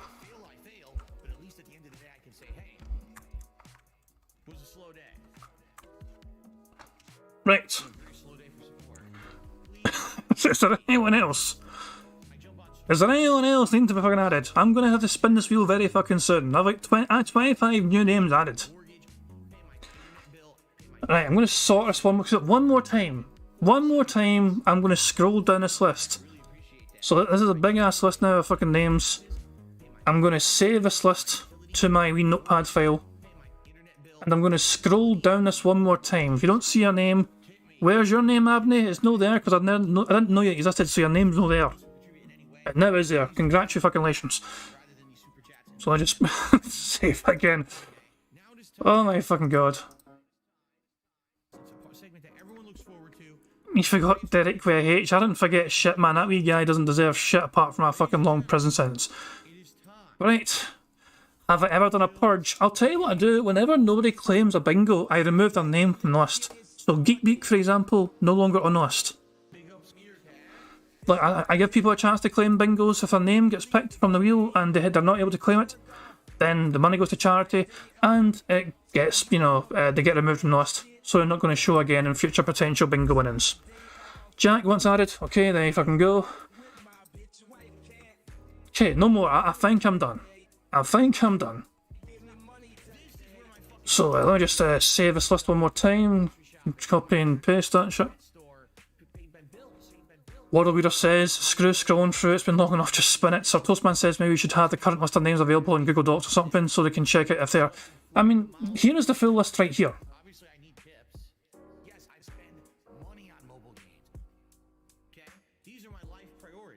There's also a few names here that maybe aren't around too much anymore, but I'd feel bad removing them in case they just can't make every stream. What am I supposed to do? Just fucking demand people get in touch with me to fucking make sure they're still there to claim potential bingo prizes? I'd feel a bit fucking weird doing that. I'd feel a bit demanding, so I don't want to put people in the fucking spot, you know? It's a big ass fucking list, I know. SCP Software, they're not even fucking here anymore, they fucking like gone. I mean, I think they're still around, but I don't even know how I'd fucking get in touch with Sophie. They're gone. They nuked our fucking Discord, not shit.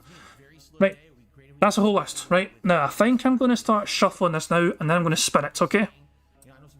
Deadly Kaiser says her name's on. Okay, you're the last person I'm going to add in. Deadly Kaiser. There you go, you're the last person to add, okay? I'll just select everything, copy and paste it again to my list, and then save it, and we're done. Right, ready? Right, gonna spin this bastard now, after I shuffle it. Yeah, a hell of a good shuffle. Because every day, I'm shuffling. You all ready for this shit? Gonna spin it in 5, 4, 3, 2, 1. Just hide that so it all looks better. And we go.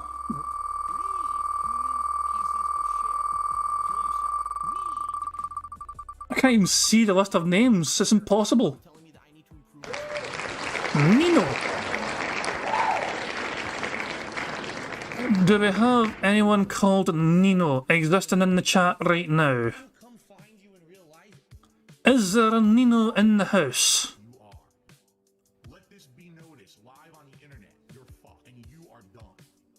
Prophet says I'm Nino.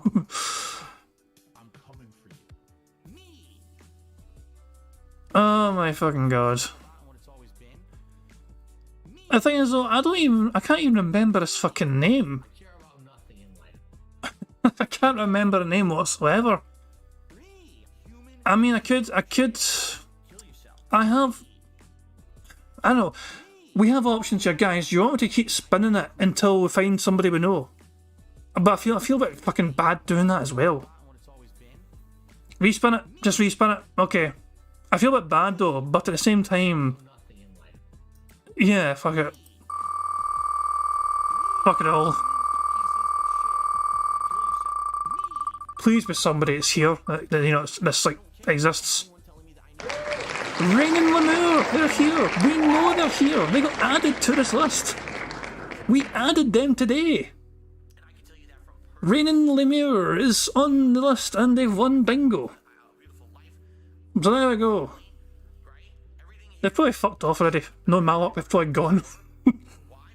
They came, they got a name added and then they fucked off again. I don't know. But yeah, it's there we go. Rain and Lemur. They aren't replying in chat, lol. Are they even still here? I don't know. I mean, if they've gone, if they're not here anymore to fucking say anything, I mean, you can still tag them, yeah, but spin again. No, I don't know. Nah, I'm a bit unfair. I feel bad for respinning though, because it means like, I don't know, just raining lemur, whatever. Are you fucking there? Do you exist? Are you awake? Are you fucking busy masturbating or something? Give more buzz, giving you a countdown to get back and fucking confirm your existence. What did it do? I want to give you guys a chance to win bingo. And so, as soon as someone like comes here and tells me to add a name, they then fuck the fuck off, and I'm not here to claim bingo. What was I supposed to do about this shit? Oh my fucking god. Methbear says, I think you need to be here to claim. Most other raffles do that. That's a fair point, but some people can't stay here the entire stream. Dashy, for example, is here during the start of streams, but he doesn't usually be able to make it to the end of streams because he usually has to leave before we end. You know what I mean? So I'd feel bad, for example, for excluding Dash. Oh, we know who Dash is, so it's very easy to fucking catch up with him like the following day or whatever. So Rainin Lemur doesn't seem to have stayed to claim a potential fucking bingo. Well, I'll spin one more time. I'm spinning one more time, guys. Spin it, yeah. Spin it, okay. Spin, cool. Okay. I'm gonna spin, but we might have to try and fucking purge a whole lot of these fucking names. Rainin Lemur was added like 10 minutes ago, and they're gone. I can't win. I'm trying my best to give back to you guys. I can't win. Please be a normal name.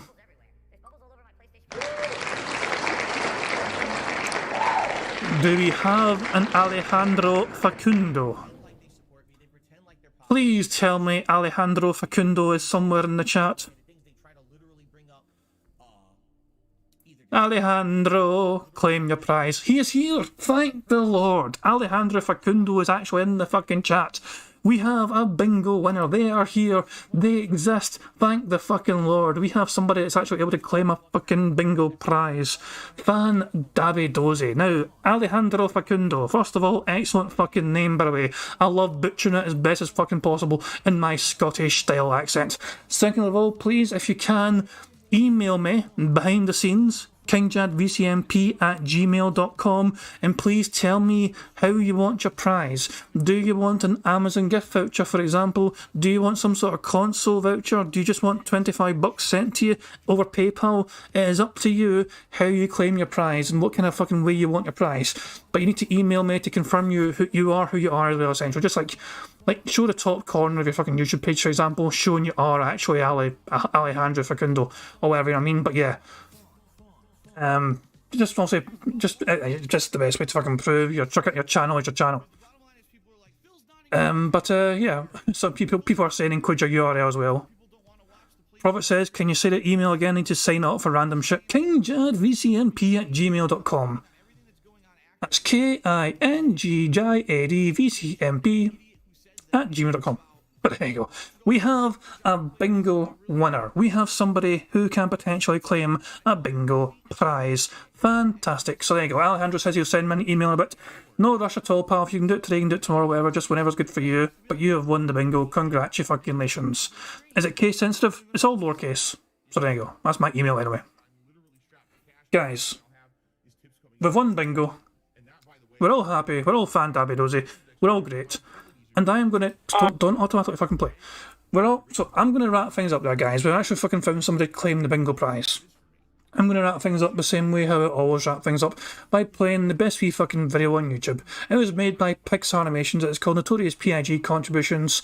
And yeah, I'm not going to be here tomorrow. I don't do Saturday streams anymore. I'll be back on Sunday though for some more robust bingo content. I do hope you enjoy the rest of your Friday and also Saturday as well, whatever you end up doing. And I'll see you all on Sunday for some more DSP Bingo antics. Feel free to join me. Hopefully you all have a great start to the weekend. And hey, we got to fucking go into the weekend winning a full house bingo. We're all fucking happy. So yeah, guys, until then, have a good one, and I'll catch you all later. Peace out. On September 14th, a pre-authorized payment of $16.51 from PayPal.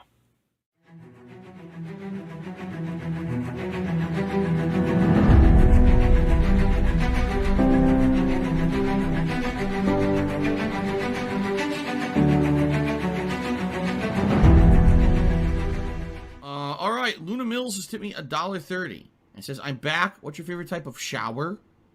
When you're showered in money. When you go outside, all of a sudden, greenbacks start falling from the sky. And you raise your face up, you're like, oh, you start dancing, you go, oh, money, money, yeah, yeah. All right, I don't know what the hell you're talking about, but thank you for the first tip of the day.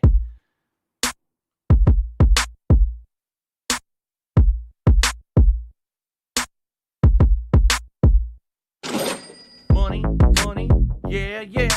Money, money, oh, money, money, yeah, yeah. Money, money, money, money, yeah, yeah. Money, money, oh, money, money, yeah, yeah. These contributions are mandatory. Money, money, yeah, yeah. Money, money, oh, money, money, yeah, yeah. Money, money, money, money, yeah, yeah. Money, money, oh, money, money, yeah, yeah. These contributions are mandatory.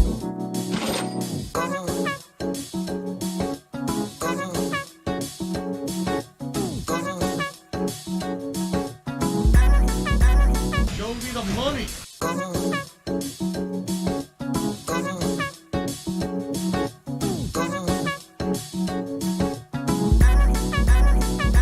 Free. Money, money, yeah, yeah.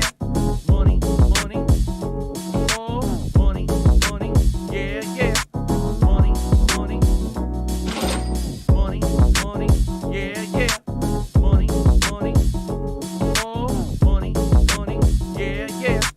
These contributions are mandatory.